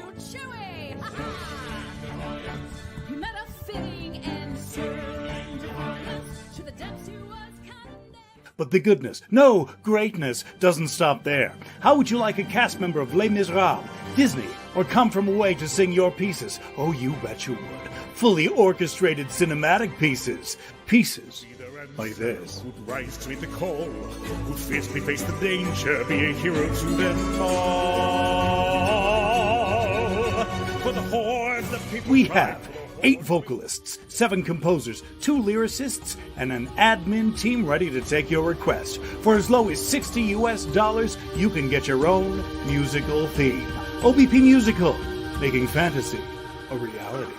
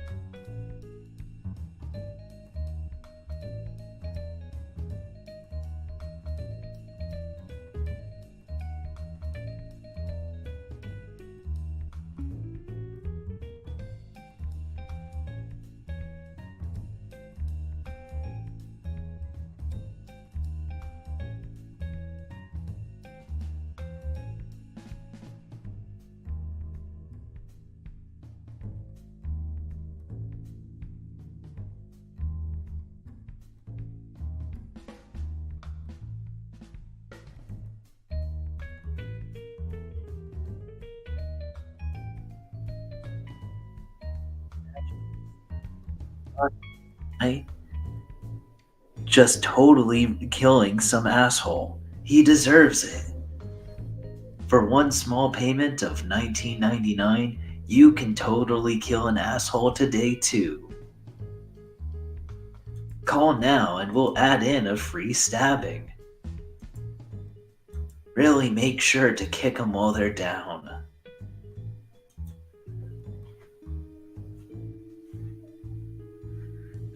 But wait, there's more. For an extra payment of $10.99, do you want to make sure it lasts longer? We can guarantee a death that lasts as long as you want it to. Call now. Oh my god. Hello, everybody. Hello.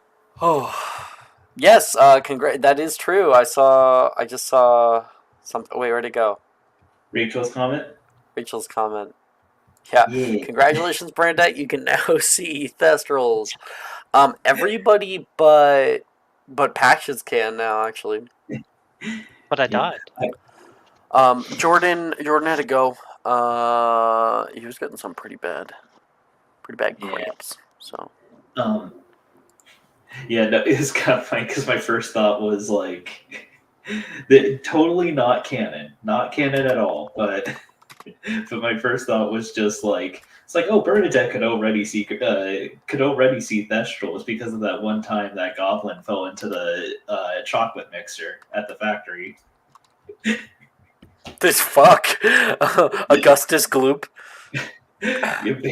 Basically, just like, It was bring your kid to work day. Remember the last time there was a tour of the factory? Not canon, though. Not canon. Just joking. Yes, it's pretty funny though. Oh, I need a little yawn. Woo. Okay, back to it. Oh, we need to get better music again, as we're no longer in the dragon fight. I hope you guys enjoyed the map. How did you put it together so quickly? Two things. One, something called Tales Tavern, where I can find things other people have built. But the area we actually used, I built. The thing I actually ported it in was the bridge and the water wheel. I ported that in. And then I connected it to a barley field that I had made previously for a different game. I just kind of patched them together and did a little bit of work to make sure it was nice and like fluid the whole way through and made it look nice. Oh. Music. So I did put work into it. Yeah. Feel robbed. My immersion is ruined. Music. Okay, sending to you guys the aftermath of the Battle of Hogwarts music. Sounds really good. Okay. Cool. With the dragon dealt with, the north of Hogsmeade burns. You can see witches and wizards all trying to put out the flames as they rise higher and higher into the sky. The next few days are filled with hospital wing trips visiting Patches. Kids all talking about the dragon attack and a formal investigation by the Ministry. That with Bernadette's admittance on a few details, yielded that the dragon had broken free from its bounds, that the tethers used by the dragon catchers were of bad quality, and a few of these surviving catchers are currently on the run. They're on the lam. They're being looked for by the Ministry.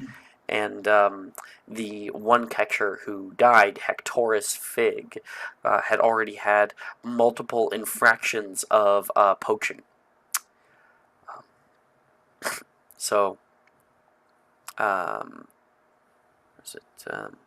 Halloween ended as quickly as it came.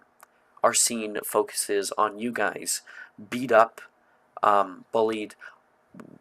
I think like while we know that that's going to happen very soon, we do get a little bit of a scene as we are on the path back to Hogwarts and can see Hogsmeade burning in the distance.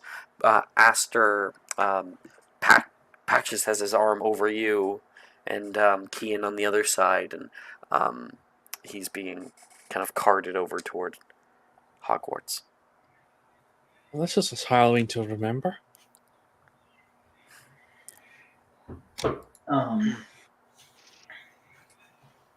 Bernadette will say,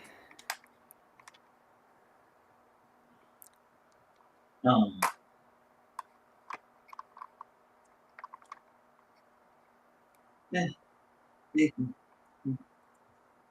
I'd rather just move on from it. And then Bernadette, you notice something glittering. A shiny sword is at Aster's side that he didn't have before. Bernadette will kind of glare at Aster like, did you seriously steal that from the dragon? From those dragon hooligans? Dragon poachers. Oh yeah, no. The player like me as a player knows, but Bernadette is just like those hooligans. Well, would you prefer them to remain armed when he was down there with you? That sword would have been in the bottom of belly. Bernadette will say, well, I just hope you don't cut any fingers off with it. You do know what you're doing with it, right? My mother taught me well. In many things. It's going to smile conspiratorially. Patches, you've learned a lesson from your near brush with death. The vision that you had, I'm not sure how much to fully believe in it, but it was kind of cool. You need to be better. You can't let down Patches of Houlihan. By no means. Ducked one I should have dodged. So you okay? You've been talking about dodging and ducking for quite a while under your breath. Sorry, say that one more time, please. Patches, are you okay? You've been talking a lot under your breath about dodging and ducking. Yeah. I just had like an epiphany. Patches of Houlihan. That weird guy you keep talking about? Not weird. But yes.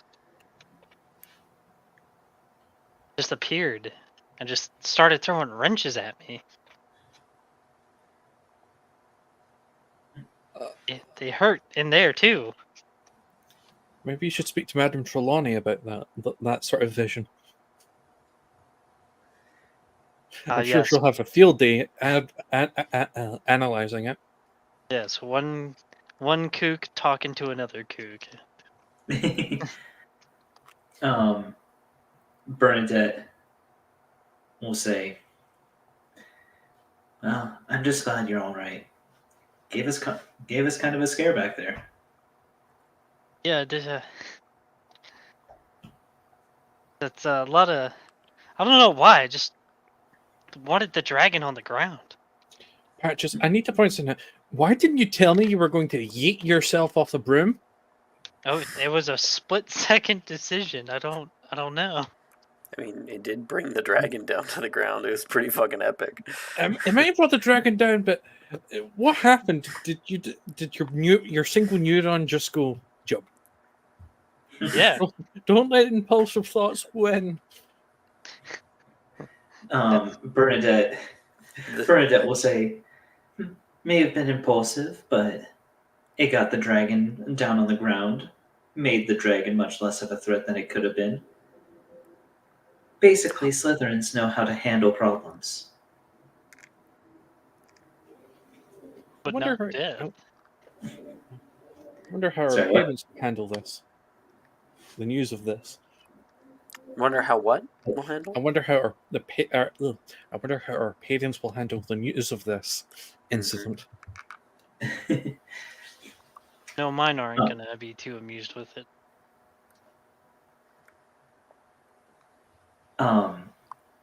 Bernadette says, "Oh well, any reporters that come in through for an interview, I'm just gonna say that I'm much more focused on my studies, of course.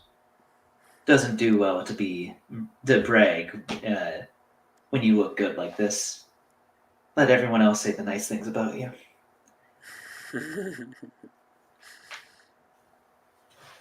Should bring some nice. What is the word? Oh my God, what is the word? I When don't know. companies get like views because of her last name, I can't. PR. Yeah, it's gonna be some good PR for the bots. It's like I said, you know, my parents are doing what they all do, but no matter what happens, I'm going to make sure that my family legacy stays intact. And that legacy is health. The next week of school flew by in a flash. Quidditch tryouts, more arithmancy homework, and difficult transfiguration concepts were all you could focus on. Oh shit, actually, and August narrated, Patches ends up in the hospital wing. Bernadette, when you get to the common room, Gemma is elated to see you. She rushes over and gives you like an arms over shoulders like hug, kind of pulling you down as she's shorter than you. And she's like, "Oh my gosh, you're okay, you're okay." Ernesia comes over. The hell happened to you? Bernadette just, does that thing, pushes her hair over her shoulder, and says, "Oh, well, there were some people that were illegally hunting dragons. They were going to cause so much trouble because of their improper skills, should I say? Their improper methods."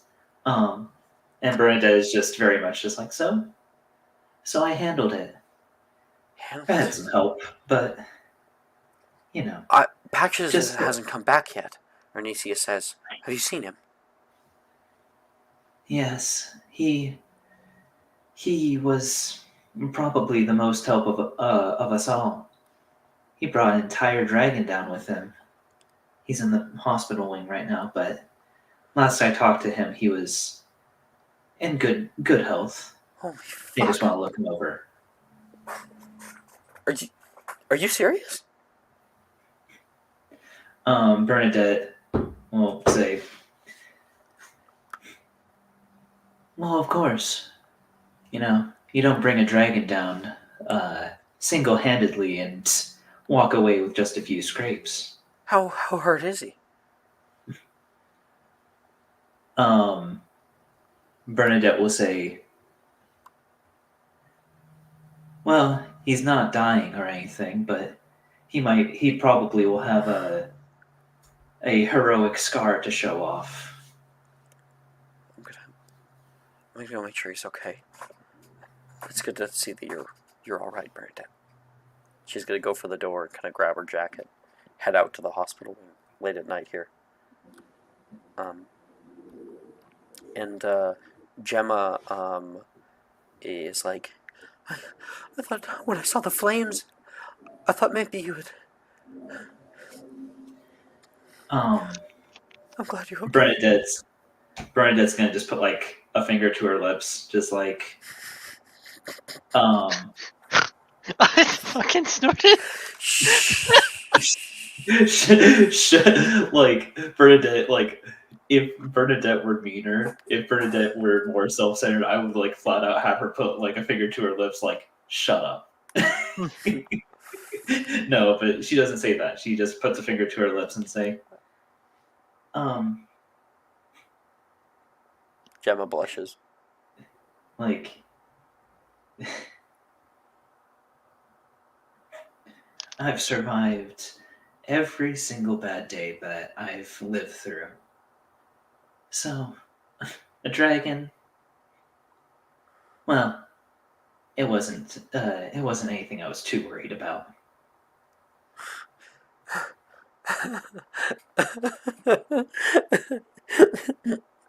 Gemma's laughing and crying at the same time. And our scene will pull away from that. Patches out in the hospital wing. You've been helped by Madame Pomfrey, and coming up, Arnesia shows up. Oh, Halloran! What the hell happened? I hear that you brought down a dragon? And Arnesia sits down on the little thing next to you. You've got like bandages all over you. Yep. Bernadette said you were okay. You do not look okay. Well, I'm by her definition, I would imagine okay means alive. Damn. Yeah, it was fucking sweet. Like, She looks at you like listening to your tale. You see, there's kind of a flat. She's a little bit flabbergasted. She's also impressed, and is relieved that you can speak about this with such excitement. Do you also tell her about the Patches O'Houlihan thing? oh, definitely. You know, the weird thing was, I got like knocked out or something after we hit the ground. The dragon like bit me. I just like blacked out, and there he was, the savior of my life, Patches O'Houlihan, scalding the shit out of me.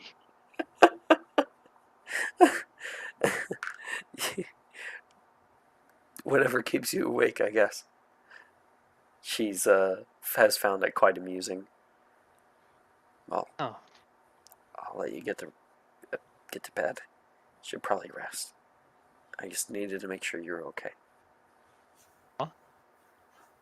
don't get my hopes up, Green. I'm sure you'll be dodging balls in no time.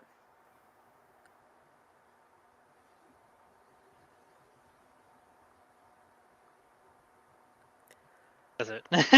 All right. Aster. Who? 3 seconds, pretty please.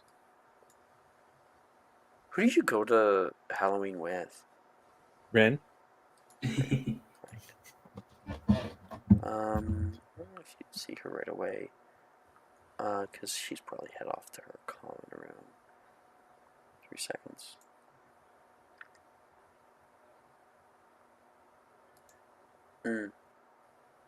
Okay. You head up to the Ravenclaw common room. You are exhausted after the day. You head inside the common room, kind of like throw your bag on the nearby chair and just kind of flop down onto the couch. Aster!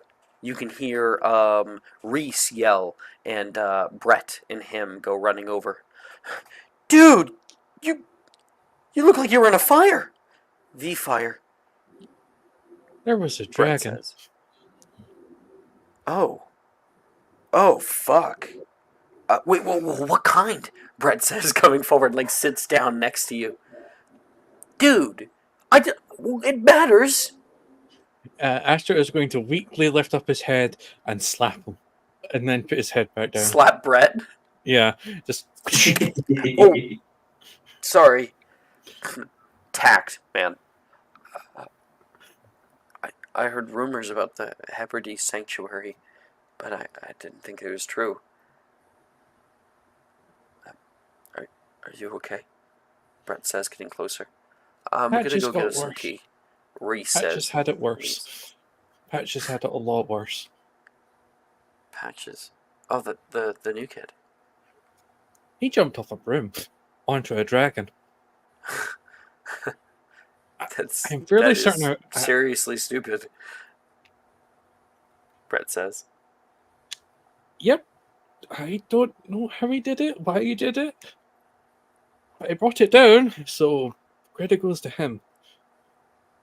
Aster, Well, I did. I know a lot about dragons, and you're lucky to be alive, Brett says. Oh, I know.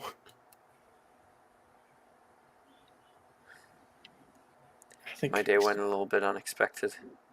Oh, I guess yours is a lot worse.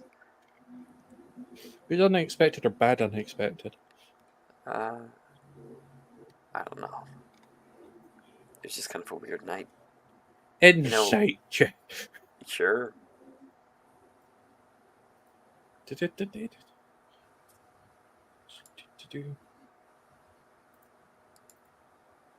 21. You said 21? Yep. It seems like maybe his little date that he had didn't go as well as he might have hoped. Reese comes back. I got tea. Here, drink this. It'll help you cool down. Is he brought sugar cubes with him? I think Reese is more of like a bitter person, so I don't think that he would have sugar with it. I'm just going to down it anyway. I think I'm just going to go to sleep, guys. I don't want to move again tonight. Okay. Alright. I'll hear the rest of the story from Brett, I guess. My You need help up? condolences. Nope, I'm just staying here. Nope. Mm-mm. No, dude, you can't sleep on the couch. Reese is gonna come over and he's without asking, is going to pick you up. Like bridal style. I'm gonna make an athletics check for him. Come on. 21. You're like, no. Oh, shit. And he's just holding you. Reese is really strong.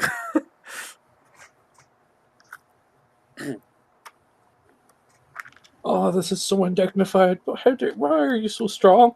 The hell? Genetics, I guess.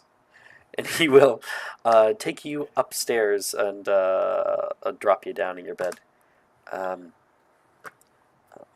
I'm gonna stay down with Brett for a little while, but you get some rest, okay? He's gonna give a thumbs up. He gives you like a little weird smile. You can see him in his eyes. There's a care. There's a friendly type love toward you, a worry. And, he nods, flicks his wand toward the light, and the firelit lantern like dies down, and he'll go back downstairs. And you are alone. So because I got ahead of myself before, the next week of school flew by in a flash. Quidditch tryouts, more arithmancy homework, and difficult transfiguration concepts were all you guys could focus on. But the memory of that dragon still haunts you. How close some of you came to death, and hearing the screams of a man brutally torn up and swallowed by some creature. Ugh. Gives you chills. And Bernadette, you're in the paper. It says, I don't know if I have a title, but it talks about Hogwarts student saves town, and they do not shy away that you are a bot. And this has definitely helped your family image after what happened. You were a little worried that like maybe like your parents would be mad that you were there, but you have done well for the family. You're heralded as a hero. Selfless and caring. Selfless, caring, generous, kind, helpful.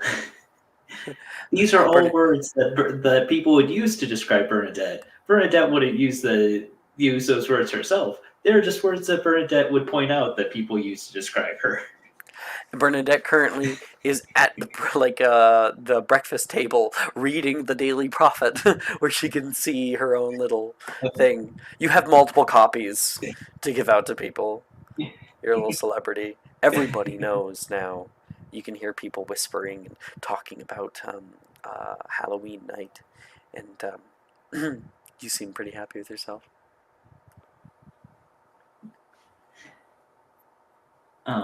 Yeah, Bernadette definitely like Bernadette definitely lets this go to her head a little bit. Why are they focusing on you? Ernisia says. Patches is the one that brought it down. um, I don't see him once in this entire article. Who's this written by? Then he looks down. What's her name? Shit. Rita Skeeter.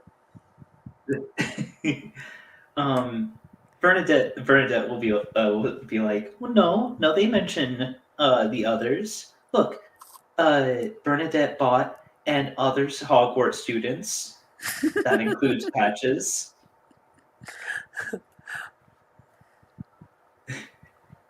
Patches, how do you react to not being named in the paper?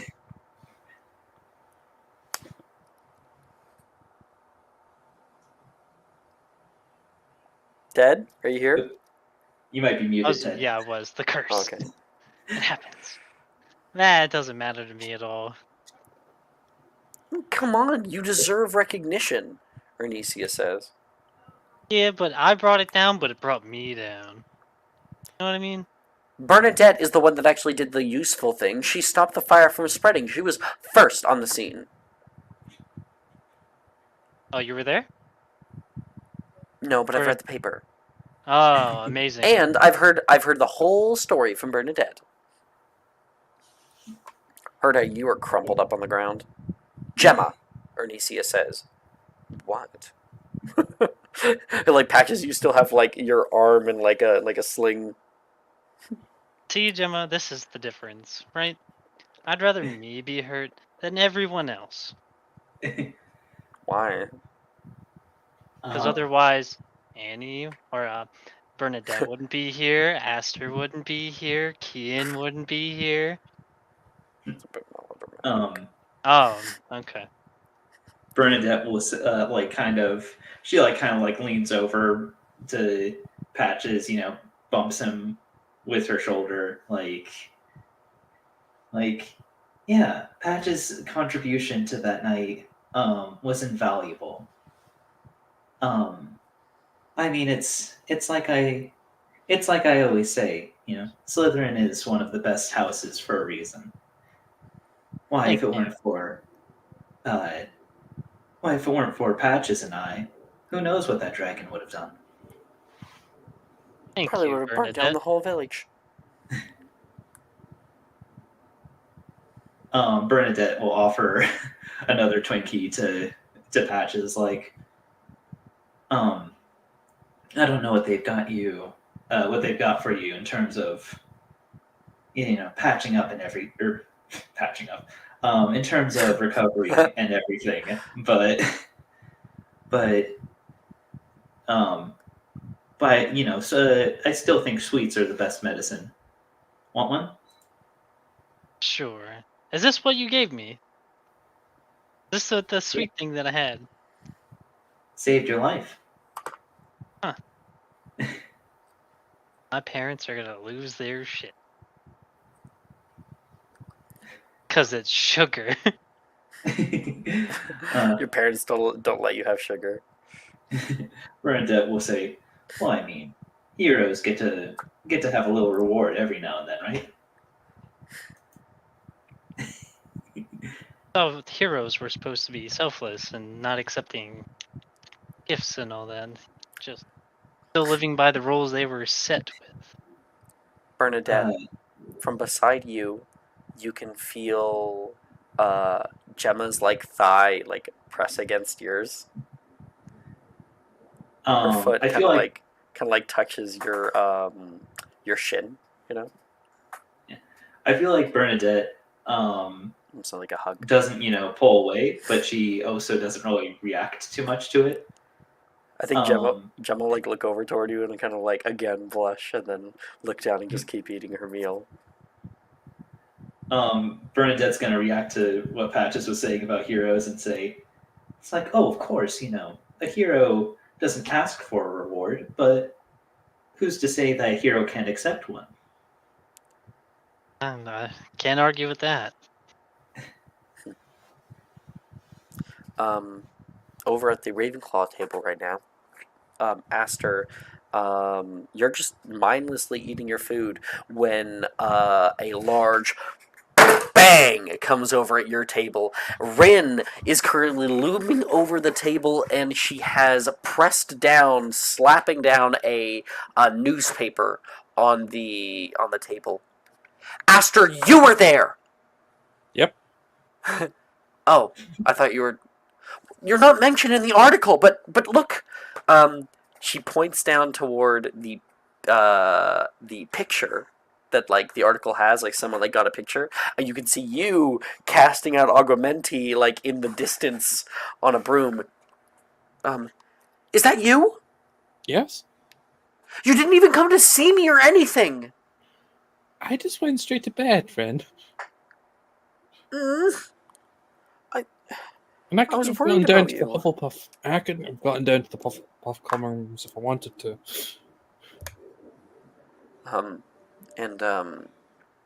She like kind of pouts a bit. I think Reese will look up from his meal, and he'll like whisper over toward Drusilla. Is it? Rin's flirting with Aster again. Kind of Drusilla chuckles at that.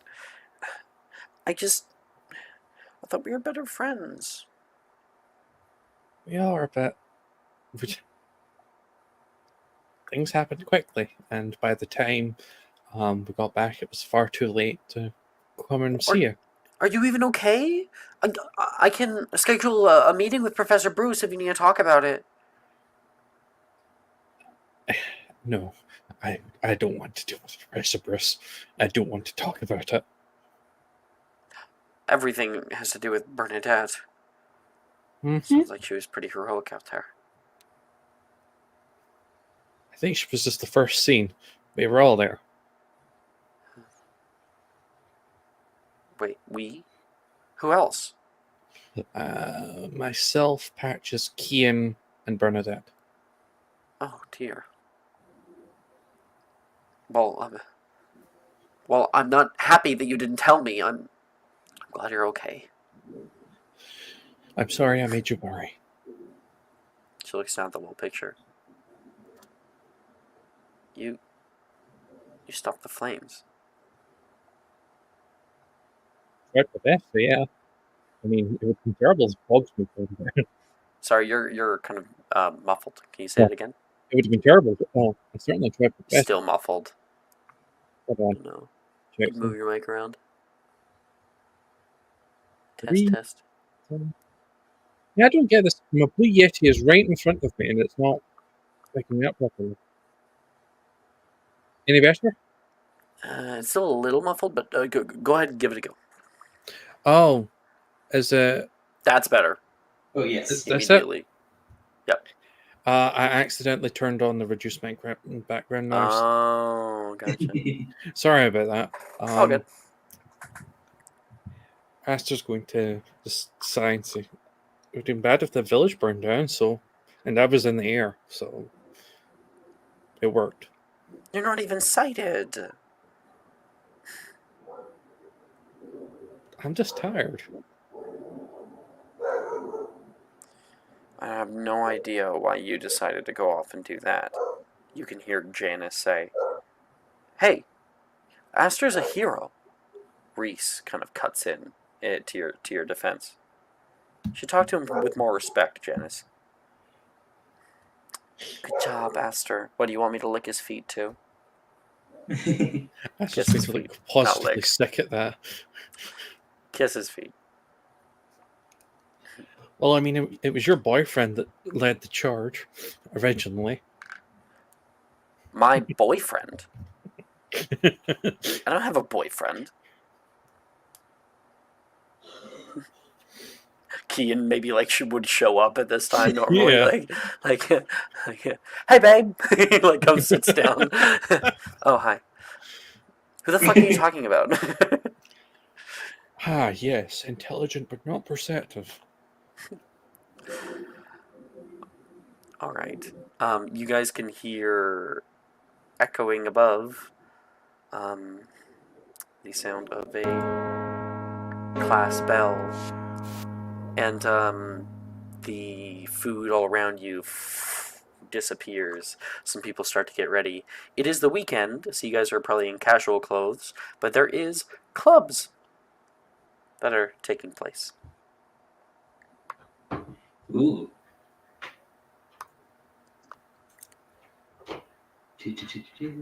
All right. Yeah, So we can holiday. change the music once again. I'm thinking there's a peaceful day, beautiful morning. That one's a good one.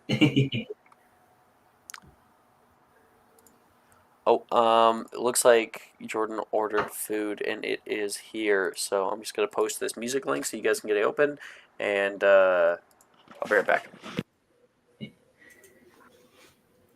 So what clubs are people going to do? I'm looking at it, and I definitely know that Bernadette's going to do the dueling club because she has a lot of repressed anger. I got my own club. Meh, meh, Oh. meh. Oh yeah, the Oh, dodge.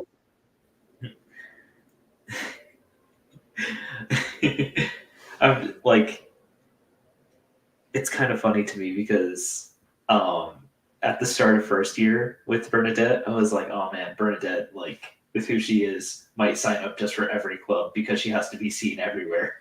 But now she's like, oh no, I'm gonna give people the chance to talk about me behind my back.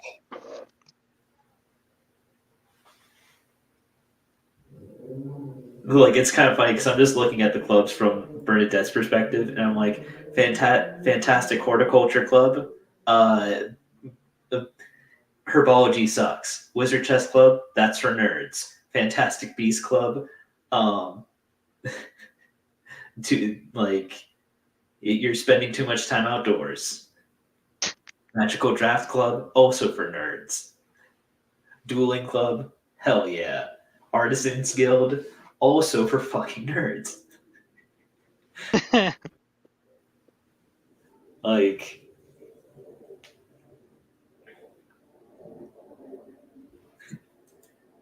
what about you, Aster? Hold on, I need to actually look at Esther's stats again. 100%. Oh, Couple cup. 100%. I do need to like have Bernadette make her like pitch again to Slughorn about getting into Slug Club.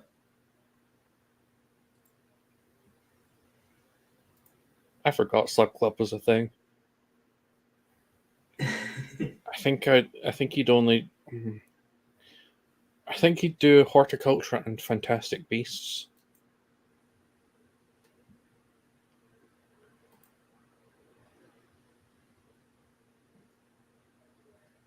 Do it. No, sorry, which ones? Horticulture and fantastic beasts. Ooh, Won't. Coward. You won't. I'm back. Sorry about that. no worries. Jordan's not feeling well, so I had to bring him his food and Yeah. everything. We got some I hope Popeyes. I hope he feels better soon. Let me turn on my crisp so you guys don't have to hear me eating. I was just telling Ted and Lifeweaver that just like if this was Bernadette first year, she would have totally signed up for every single club because she has to be seen everywhere. But now she's like, now that she's in third year, she's a lot meaner. Like fantastic horticulture club, that's for nerds. Wizard chess club, also for nerds. Like totally Your that brother's in mean those girl. clubs? Like Oh no, he's not old enough for clubs yet. Thank God. And here I thought Bernadette would go for the horticulture club because it would help her in her future as a bot. It's the herbology club basically, and herbology is the worst. Anyone who wants You to can hire actually people to do that. anyone who wants to just like actually do like herbology outside of class, you know, is he has gotten too much the sunlight has burned their heads or something. Alright. Hopefully you guys have pulled up the new music. I think it sets the scene nicely. Who is in Fantastic Horticulture Club? Aster. All right, Patches. Nope. Okay. Just after. The Fantastic Horticulture Club today meets in the Clock Tower courtyard, where club leader, 5th year Faye Terrell greets you all. Her soft auburn hair is put up into a bun with bangs coming down to both sides. Light gray eyes look down at you. Oh, we have a new one. Happy you've come. Hope you all brought your packs and change purses, she says as she gestures for everyone to follow her. She leads everyone forward along the path toward Hogsmeade. The other members of your year that are a part of this club, Aster, are Sadie, Juniper, Nate, and Taylor. Hmm. Hey, Aster. Hello, Taylor. It's been a while since we last spoke. Who's going to look really awkward at that? She just stares at you, like, makes you feel uncomfortable. You can't get a read on her at all.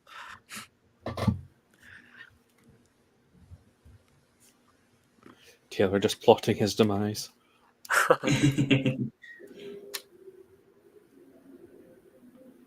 I want you to know it's not connected to what happened in Transfer class. Oh, no. 1 second. Need a sip. Okay. As you guys are walking toward Hogsmeade, you can hear Faye says, Dogweed and Deathcap is owned by a family friend of mine. I've secured some space in Greenhouse 9 for us to cultivate what interests us. Hogsmeade comes over the horizon, and you can see a dark black patch where the barley field was up in the north. There's a bit of soot that kind of gathers along the edges of the town, and the skies are still brown because smoke does kind of linger when it gets up there. 1 second.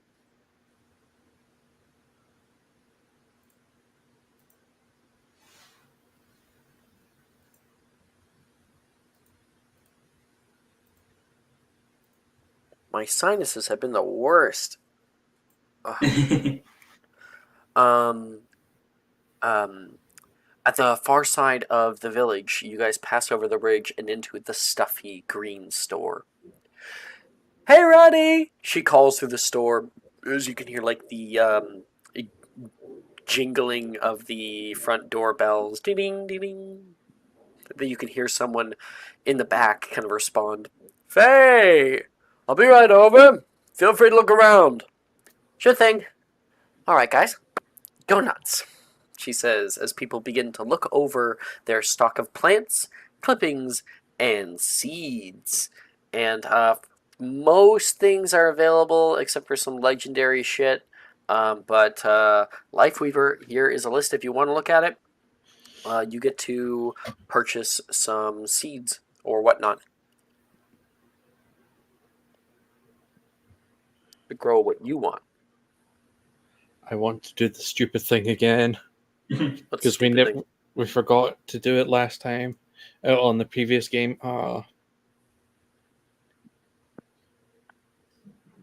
Splicing. Uh-huh.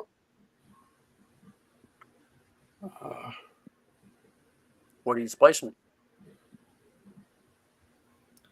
Actually, just trying to see if there's like a cheap tree or something like that. There is a Whomping Willow sapling. No. However, it is the most expensive thing in the store, and it costs 9 galleons. Is there a shrivel fig sapling? Maybe. Let me quickly look up shrivel fig. I know they're good potion ingredients. Boom.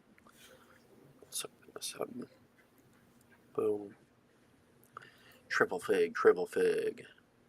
S. Ooh, almost had it. Shrivel fig.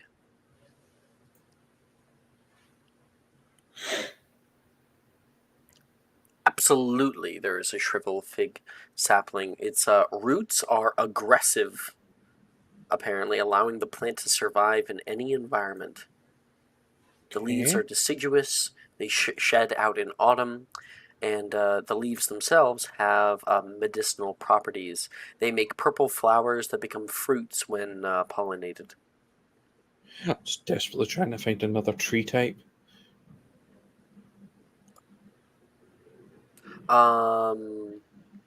You could maybe cross that with like a fireseed bush.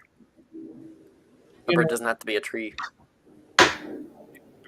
Could be, you could cross it with a damn cactus. Sky's the limit. You know what? I'm gonna do the fire seed thingy. Fireseed bush. Yeah. Okay. Isn't it a tree? Fire seeds. Oh, Fireseeds is a large bush, not a Oh. tree. I'll try a fire seed cutting and a thingy sapling. Okay. How much money do you have? I only have 3 galleons, so I might not be able to afford this at all. Expend all 3 galleons, and you can get it. You'll get more. You'll get more money. It's fine. Shovel fig plus. So, okay. You head back toward the greenhouses. Faye leads you to greenhouse 10, a disused greenhouse on the northern side of the Oxford building. All right, guys, here we are. She pulls out like a bunch of keys and finds one. It's a little bit stuck. One second. The door flicks open, and inside, everybody walks in. You find a darkened greenhouse.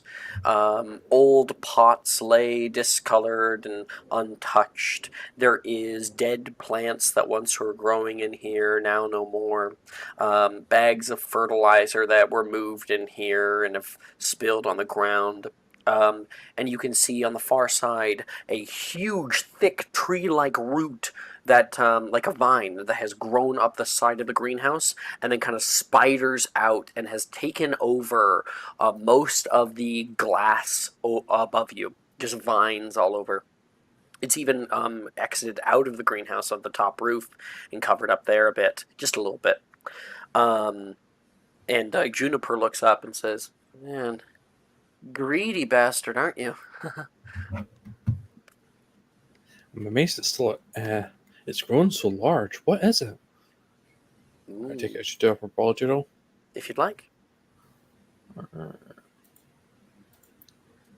16. She says, you look at it, it might be a type of creeper.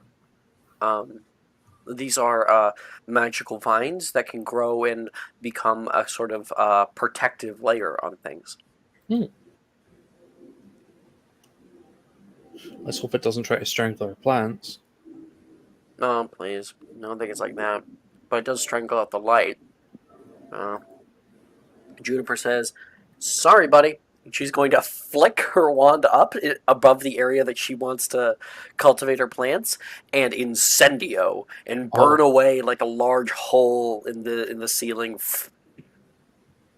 There we go. Bit of light. That's certainly effective. So I take it I need to do another herbology roll to try do the splice of death. Yes, it is going to be a herbology roll. It'll be 2, actually. No, that's not going to work. 9 and 25. Okay. Your fire seed bush seems to be coming along quite nicely over the coming weeks. The shrivel fig, however, that one isn't growing as well. The kind of conditions that you have for it, you're not sure if they're correct. The roots keep cracking the pot that you put it in. You've even tried like durrowing it, and it cracks the fucking durrowed pot. You're not sure what you're going to need to do to make this better, but that once you're able to succeed on that roll, You can splice them together in downtimes and free periods. Okay. Because you do have to grow them before you splice. Yeah. Okay. And that is Fantastic Horticulture Club. If you choose, the perk for that club is 1d4 to all herbology checks and knowledge checks related to plants. Okay.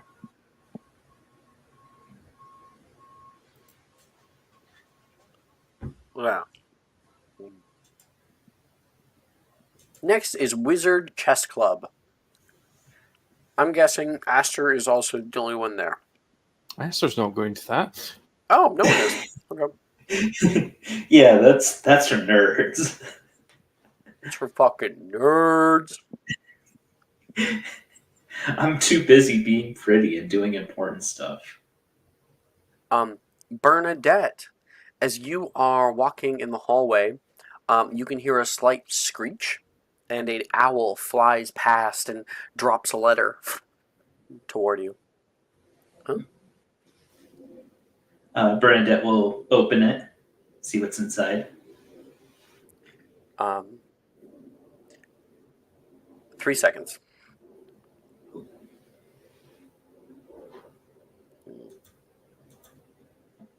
What the hell?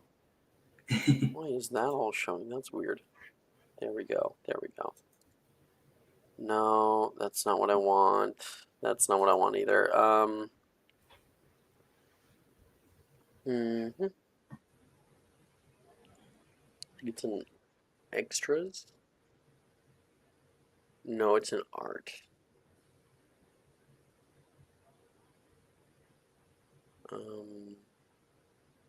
There we are.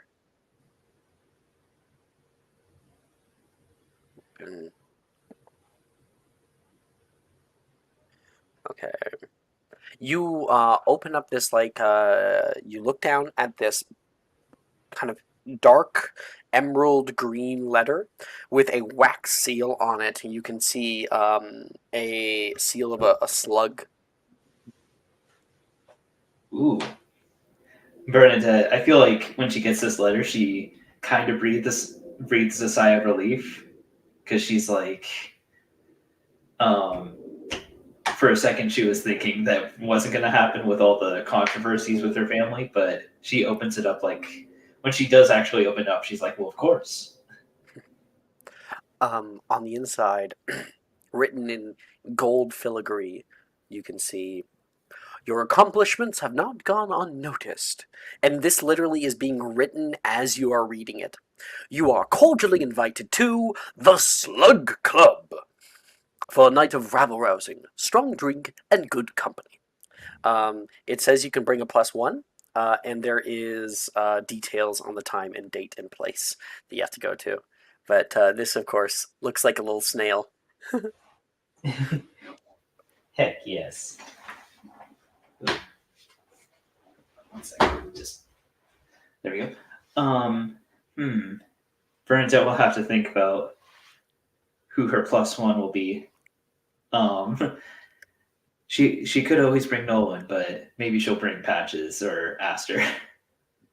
Actually, yeah, no. I think Bernadette will go to Patches. Okay. Around this time of day, Patches, if you're not in Wizard Chess Club, where are you right now? Currently holding the dodgeball club. Incomings. They're doing classes or wait, okay, question. Are you just allowing anyone who wants to be a part of the club in the club, and you're doing practice with them? Or are you holding I am such a drama kid. I don't know the word auditions. That's the first thing that comes to mind. What is it? I think this time, since I guess clubs are new to us this year, it's just gonna let people in, but they're gonna be facing the those practice dummies on the wheels. Oh, okay, Ooh. yeah. You have given them a box of what items are they throwing that are not dodgeballs at the players right now? It's got to be wrenches. Can be, or you can do something nicer if he wants. Wait, it's got to be what? Wrenches is what Oh. Lightkeeper said. Sorry, fucking did not hear it. Something that still puts pain out, but not too much pain. Something mundane like forks or I butter think it would knives. be like lacrosse balls. Those hurt, but not enough if they're not thrown hard enough. Nah, no, I'm saying no balls. Oh, We're okay. talking an item, some Cactuses. mundane item. Cacti? Cacti, yes. Yeah. Patches. I'm not sure about this. Brett says with his hand up. What are you not sure about, Brett? Unknown stranger in this school? Arnisi is like, don't be a little bitch. She said. And practice is beginning. Go! And then like the dummies are like grabbing cacti and whip. You can hear a sharp cry of pain. You ducked when you should have dodged. Patches is yelling like some kind of like football coach at these guys. And Bernadette, you walk up. I feel like Bernadette kind of walks up and is just like, this is. I feel like this is what I should have expected Dodgeball Club would be like. Look at it this way. A lot of these kids are relying on magic only. No physical attributes. So they're getting what they deserve. Pain. Bernadette kind of laughs at that and is just like, you know what? That's fair. This club is not going to be ratified next year. Bernadette will, but Bernadette will like pull out her Slug Club invitation letter, and will say, "Well, I don't think it'll get in the way of your dodgeball club, but do you want to be my +1 to one of the most exclusive parties here at Hogwarts?"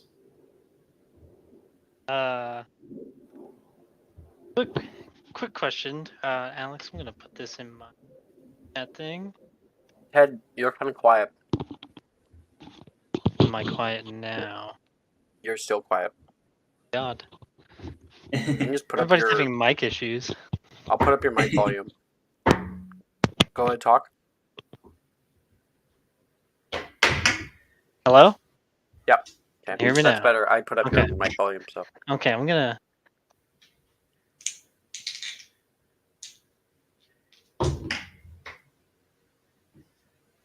Just a yes or no if you look at my private chat thing.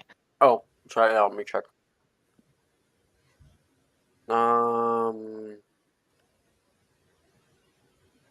Okay. What prestigious thing is this? Bernadette kind of like gives him a little bit of a shocked look, like, you don't know? You've never heard of Slug Club? No? Is it slugs?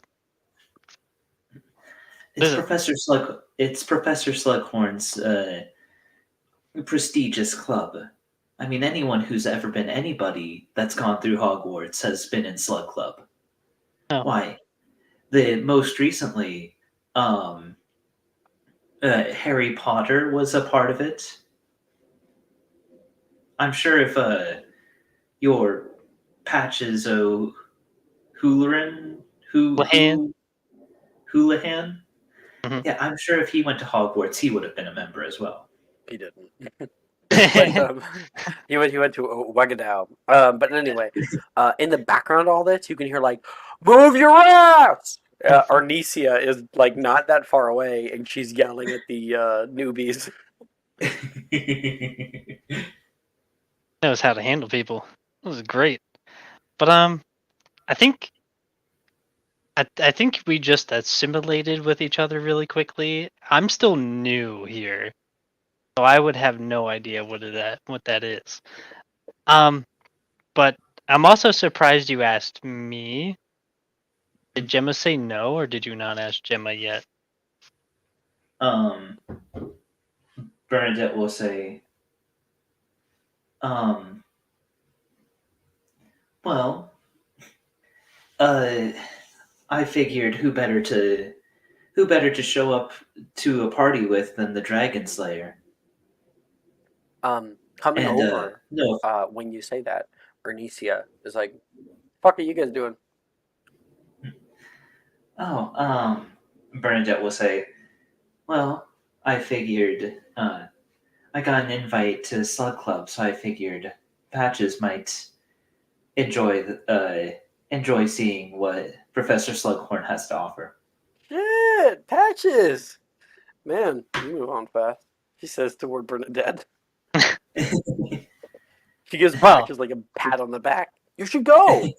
well, I'm gonna jokingly say, well, you didn't really do anything, so I guess Bernadette made a move before you did. I'm sorry. Joking manner. I'm kidding. Hey, I'm. She looks over toward Bernadette. What? You have a problem with sharing? Bernadette will say, oh, please.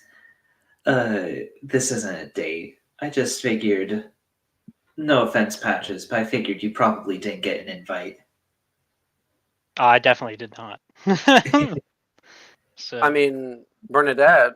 You know, if you want to date, Gemma says with a flirtatious look. Bernadette will say, what Bernadette will say will be, oh, well, it's appreciated, but I'm gonna be going to this event as Bernadette Bott. It's important that I get the family name back out of the gutter it was in before, so that's And why what is I'm. that supposed to mean? Bernadette will say, well, it means that that I'm not necessarily bringing a date so much as I'm bringing a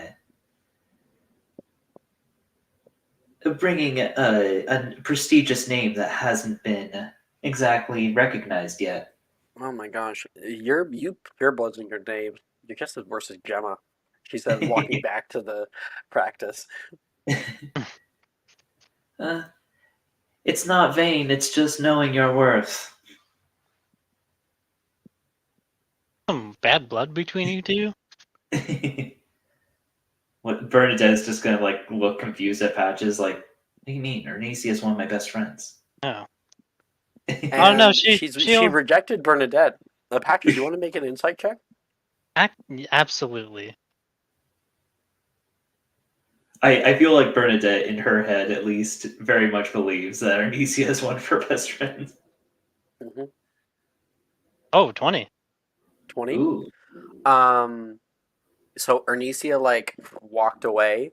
Ernesia's actually pretty upset, but she's not blowing up as much as she probably could. She's keeping it to herself respectfully. But her ask, while playful, while kind of seeming like it was joking, was completely honest. And Bernadette rejected her, and she's not happy about that. Ooh. I don't know, Bernadette. She usually doesn't walk away while saying stuff with her back to you. At least that's what I've noticed.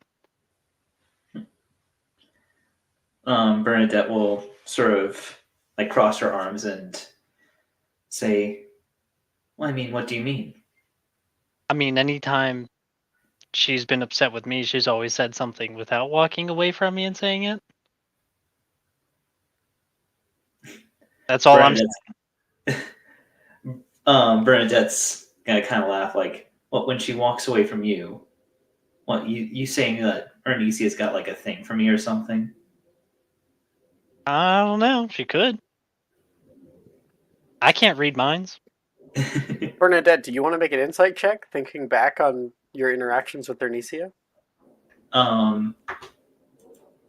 You know what? Yeah, I'm gonna do an insight check. Mm-hmm. Oh, that's a 12. And I don't think I have any inspo. Your gaydar ain't good. No, um, she's just being Ernicia's just being Ernicia. I think you know what? Just because Bernadette's a messy bitch, though, like I think Bernadette, like her gaydar might not be good, but she's definitely gonna like look back at Ernisia while she walks away. Like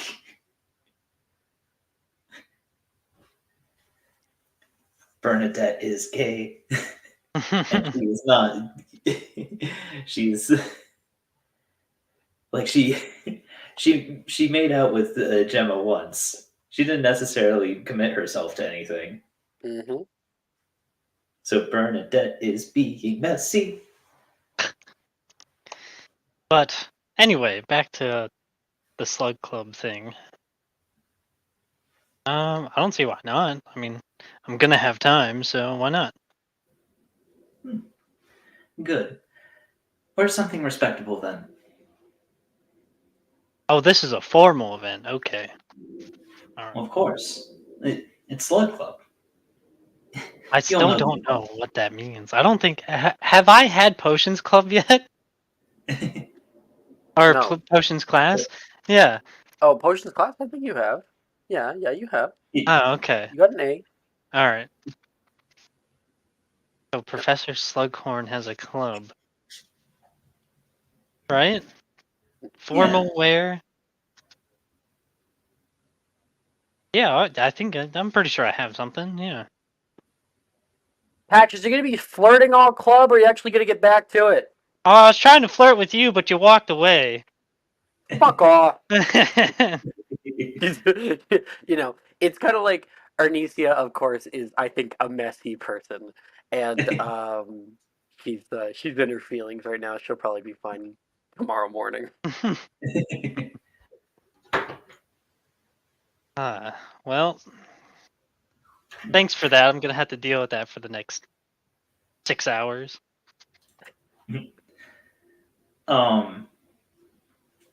Bernadette will say, "Oh, I'll let you get back to it then." But Oh wait, what time? What time of day? Like it's at sure 6 p.m. Today? 6 p.m. 7th floor, Yeah. Oxford Building. Bernadette Bernadette's gonna find a seat, and watch the dodgeball club. She's not gonna try out for it. She doesn't care. Mhm. Oh, But, you know, well, it might be if fun you to don't watch. if you don't want to try out, you could always take a lap. Cardio is important.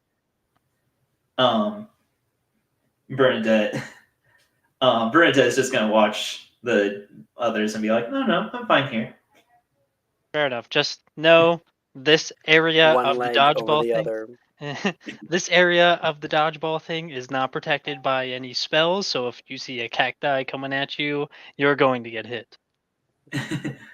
Bernadette is just gonna say like, Patches, you and I fought a dragon along with, Kian and Aster. I think I'll be fine. All right. And it's gonna go back to being a little lesbian that hasn't come out yet. Mhm. All right. Like, yes, I'm just watching. If I watch the girl specifically, that just is circumstantial. All I right. think like maybe Rin was a part of this class, and she's been like, she hasn't gotten hit yet. She's actually pretty good at dodging. But she sees Bernadette.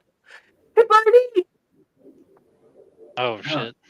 These are 7th year training dummies that are doing shit to him. And immediately the training dummies take an attack at her.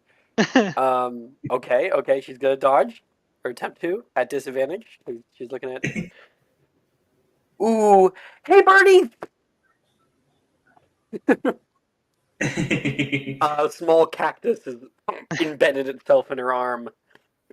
Don't make me tap the sign. All the What 5 does Ds the up on sign the say? sign. It's just 5 Ds. Bernadette will wave, but It says well, dog, duck, dip, dive, and then there's a sign that's hanging underneath the sign that was like added on. Yeah. Dodge. Yeah. That one has an exclamation point, like, you know. I think Bernadette will wave at Rin, but then say to Patches, like, actually, yeah, I probably should get going. And she'll head off. Being a part of the dodgeball club, you gain 1d4 to dexterity saving throws. Yes. Heck yeah. Bernadette, you're not in the fucking club. Oh, I'm saying heck yeah for Patches. Like, Okay. that's so cool. But I'm Patches, yeah, excited you can for gain my that as well. friend. Okay. Aster, are you in Fantastic Beast Club? Yes. Okay.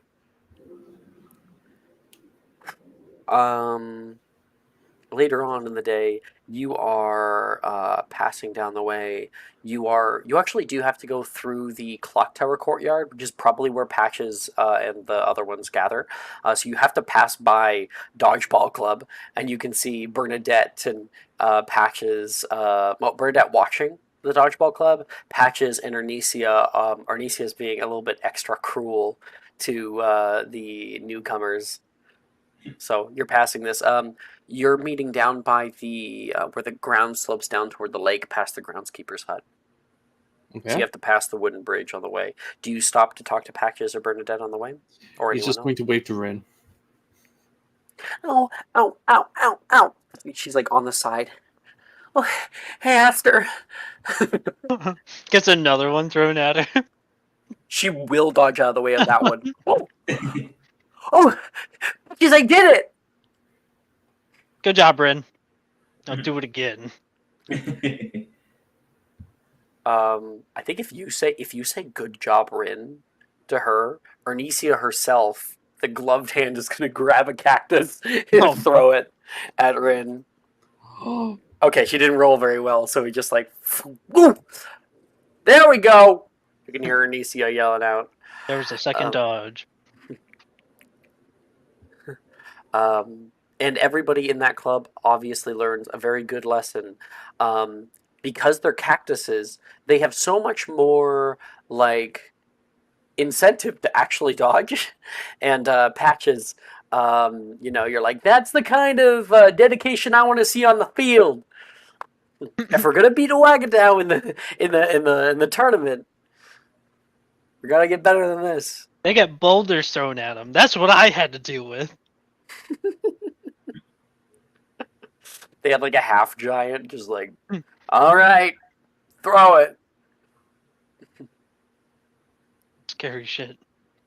In seventh year, instead of going to the Quidditch World Cup, we go to the Dodgeball World Championship. Oh yeah. Okay, so Aster, you're continuing down. Mhm. Okay.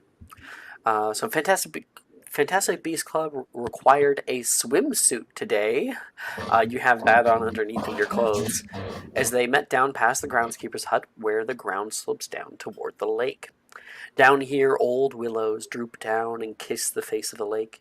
You catch a few fish, jump and splash nearby, as the club president gathers everyone together under one of the nearby trees. Greetings to all the new and old faces today. For those of you who don't know me, I go by Brenneth, the Hufflepuff in 5th year says, brushing their brunette hair out from their eyes with a toothy grin. This year, we're going to be studying the creatures that inhabit our very own Black Lake. Merfolk, Granulos, giant Chispurfles, and of course, should they make their appearance, the giant squid. Well, let's get in, they say, and start unbuttoning their shirt, revealing their swimsuit underneath. As for the other people in this group, Aster, is Billy, Brett, Macy, Taylor, Darcy, Reese, and Rin. Rin. Oh no, Rin. I guess not Rin today, because she's in the Dodgeball Club. Damn it. Um, Ashbrook One-Eye Brett. Yeah, Brett just starts like kind of undressing. So does Reese. You end up seeing Aster. Gay disaster. Reese is taking his shirt off, and Reese, as we had described earlier, is actually a little toned. He has muscle that you can see. How do I roll for to resist psychic damage? Charisma saving throw. I'm not going to do that because Aster's weird. He's playing right at this point. He's sort of in a disinterest mode Oh, about really? that stuff. Yeah, he has been Okay. for quite a while. I didn't know that. All right. Sorry, I was just trying to play the budding homoerotic romance. Like, oh, feelings. Feelings. What are these? What are these? But yeah, your friends are getting into their swimsuits, and a few other people do too. Billy kind of puts up a hand. Um, I just have mine in my bag. Is there like changing rooms? Brenneth is like just finishing.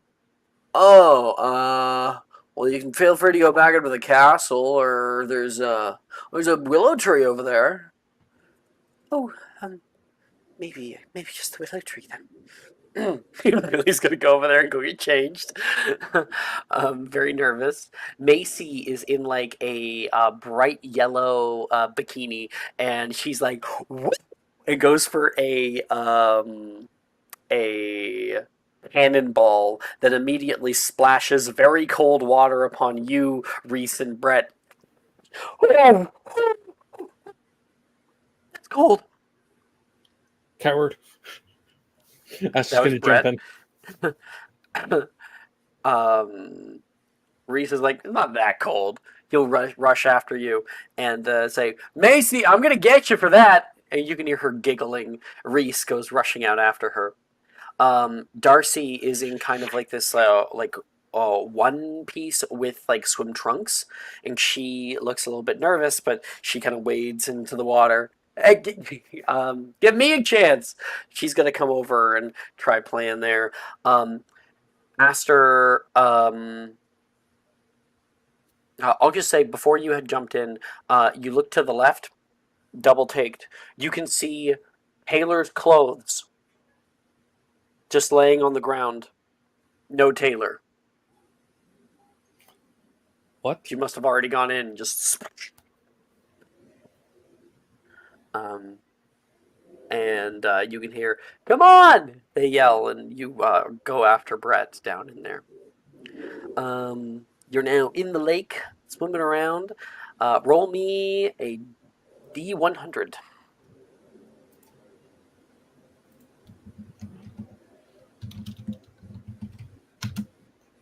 68. 1 point off. What, 60? 1 point off.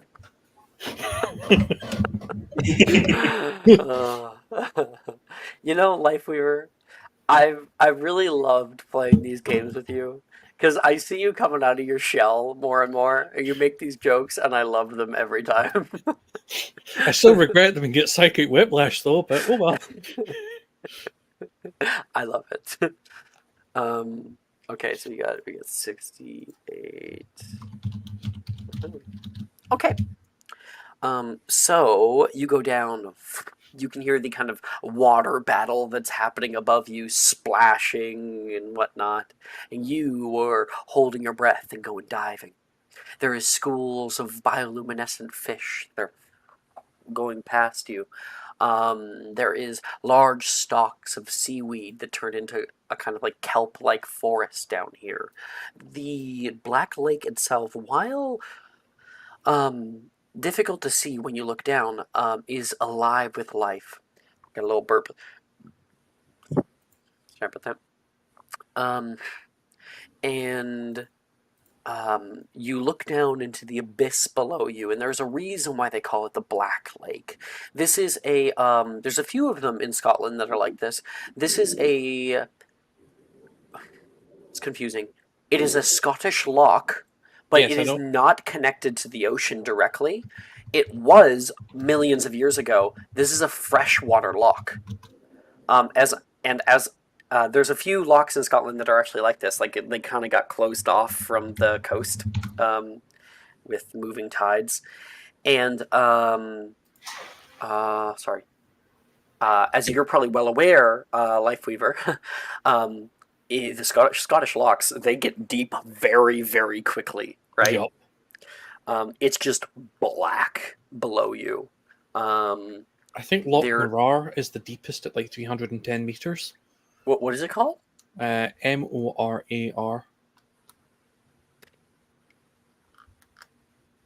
I'm looking it up. Like Oh. Lomond Wait a has- second. Wait, I looked up Morar and I literally see the place from Harry Potter, or at least it fucking looks like it. I'll send you the image so that you know exactly what I'm talking about. I might not be, but like, look at the little island. It looks just like. Oh, hi there. It does. Oh yeah. That one is one such loch. It's a loch that is not connected to the coast. Mhm. Cool. It's cool. Yeah. Beautiful. Anyway, and so yeah, it goes down incredibly far below you. Of course, this loch water is very, very cold, but you're able to kind of like get acclimated to it down here, and you can see something because there's like a shelf before it actually gets deeper, and you see something moving below the bottom of this kelp forest. Of course, this loch is more magical, so there's a lot more life in here. And as you swim down, you can see what looks like giant horseshoe crabs. They have like big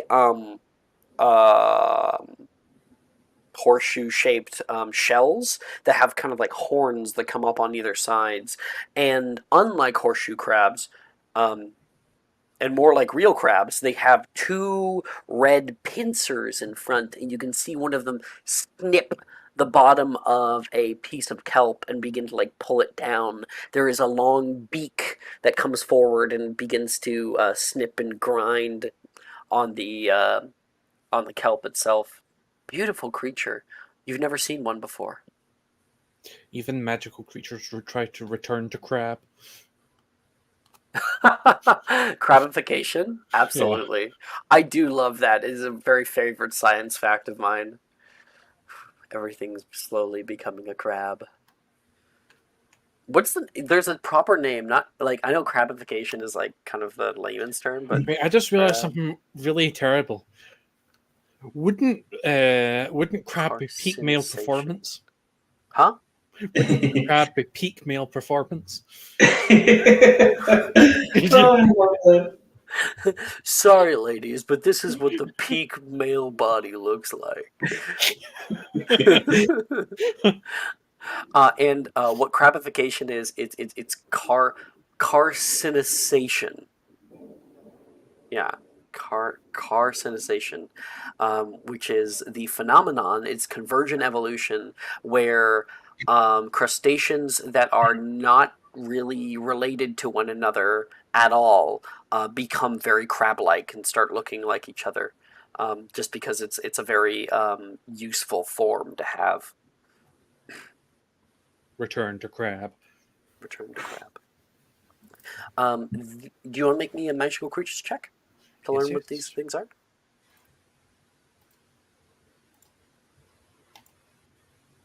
Nope, I know nothing. Okay, you are intrigued, I think, by the idea of seeing something that you never have before. I can get you a picture if you want. Yes. 1 second. They're really beautiful. The one of them kind of like looks up toward you, and you see these like little black beady eyes that are coming from inside the shell, almost like as if it's like looking at you like this. And there is about 6 eyes. On the back, you see it look at you, and then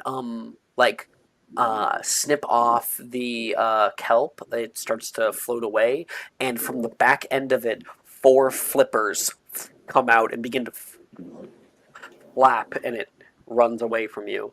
I'll get the picture. It both looks kind of cute and creepy at the same time. Come on, where is it? Still going. There it is. Favorite of mine. Wednesday morning throwing in discussion. Is it edible? Of course it's edible. This thing, by the way, the one that you saw, is as large as a golf cart. Oh no. Oh no. Yeah, But, they're really big. I don't know why. See the placement of the eyes and things? It's reminded me of the brain bug from Starship Troopers, and I don't know why. Yeah. Yeah. This beak, you did see it kind of push out a bit, so it's also like vestigial. It can be moved. Oh. That's nightmare fuel. Okay, so not cute for you. Terrifying. You like get up for air. You look over and you can see all your friends like splashing and having fun, and you're like, I think that's enough for today. Yep. Nope. No more. No more. All right. Who's in Magical Draft Club? Highly recommend it.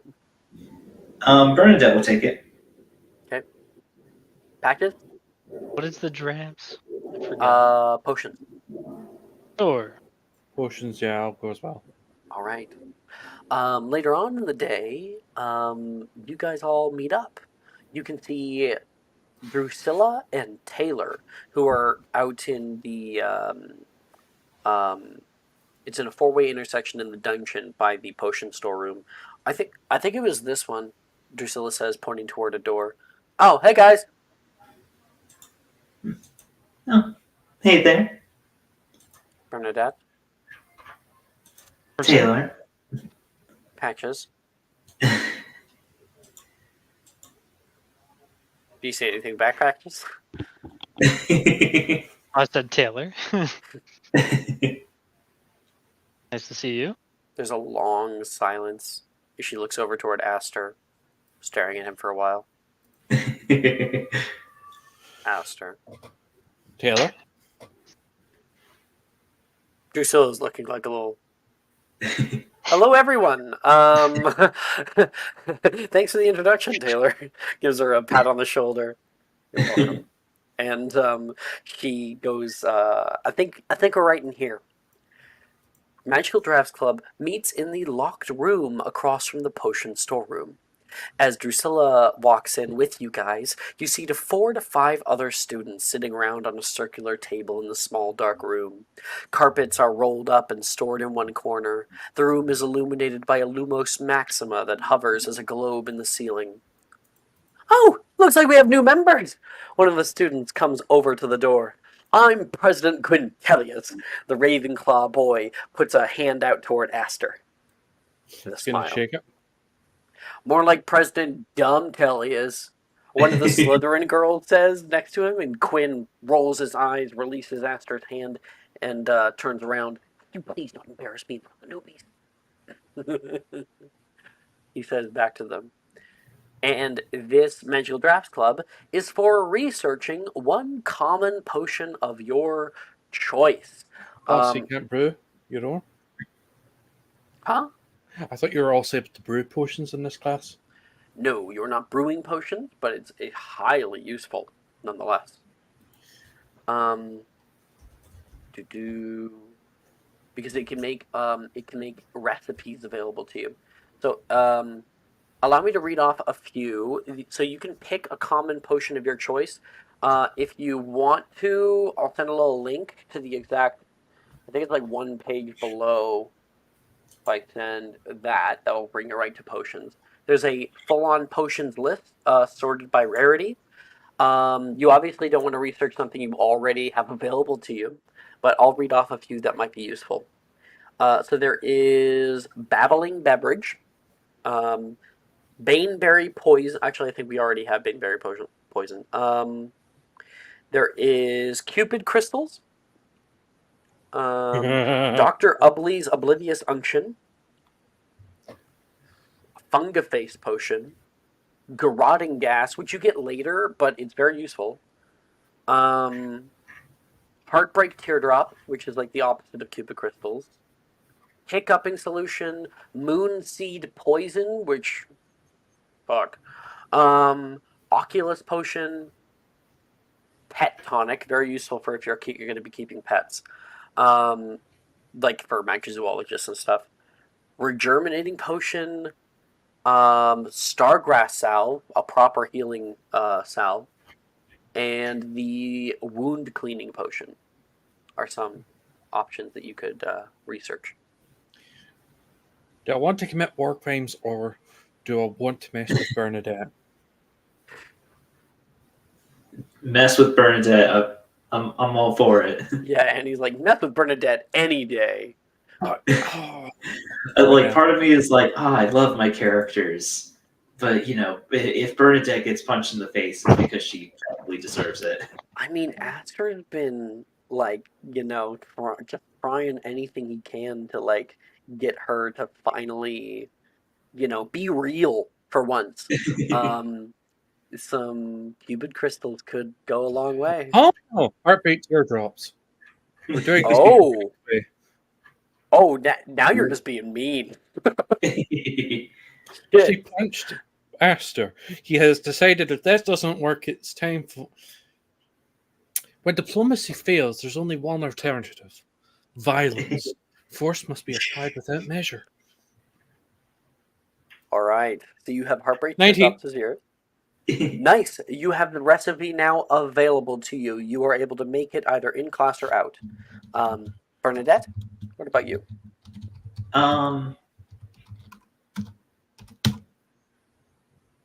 Ooh, da, da, da, da, da.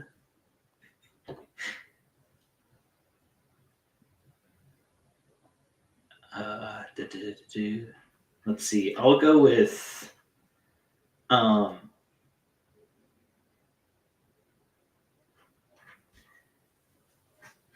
sorry, one second.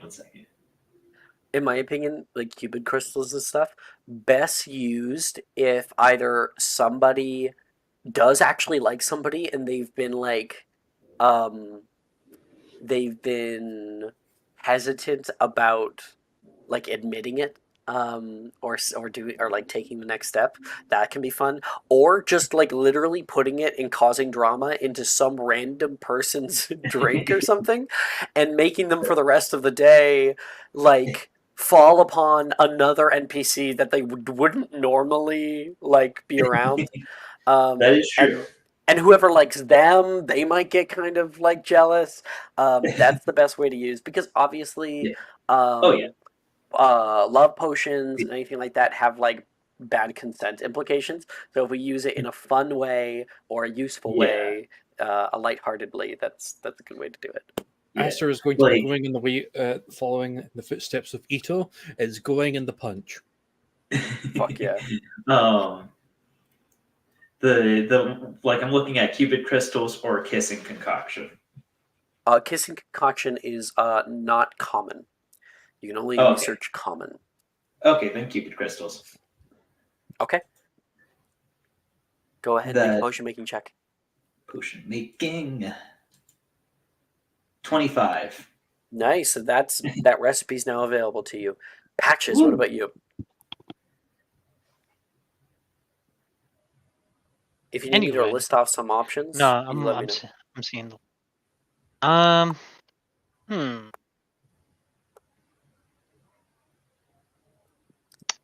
Go with the pet tonic. Why not? Right. Pet tonic allows you to, because like healing stuff doesn't work on beasts, so that literally will give Beast 100 hit, like not 100 hit Oh. points. It'll bring him back up to full. Oh, I know. I was there. I've been through Nam. I know. All right, go ahead. 12. I'll say you're not a magzoologist, are you? Nope. No. So, since you're not a magzoologist, while I might normally rule that as to be a fail, because it might be a little bit less useful to you, but maybe useful for somebody else, I'll say that's a success. You have that Fantastic. available to you. Appreciate it. Okay. And you guys all make some potions together. Woo! Okay, I think, you know what? I think as you guys research potions and find out new ways to fuck with your friends, which seems to be this game's theme, that is where we will end tonight's episode. Woo! We'll come back and we'll be able to do Dueling Club, Artisans Guild, and Slug Club next session. Heck yeah. Someone What? send help. I don't want to make it to Friday. Please no. Oh, is that the? What are you in? Are you in the dueling tournament? What are you in? No, no, this What are Friday. you talking as about in Friday? Real life Friday. I don't want to Oh, be do you have, 30. like, work or God help something? me. No, I'm going to be 30. Oh, it's gonna be your birthday. God help me. Do you used to do the one session per week, right? Yeah. Cool. Then I may as well do this now.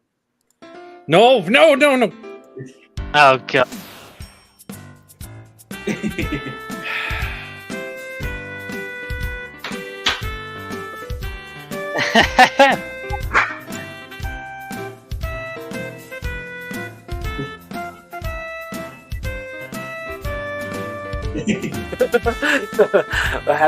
Happy birthday, Lifeweaver. Don't worry about your age. We are all happy you're here, and I hope you do end up having a good day on Friday. Thank you. Good night, stream. Bye bye. Nice stream.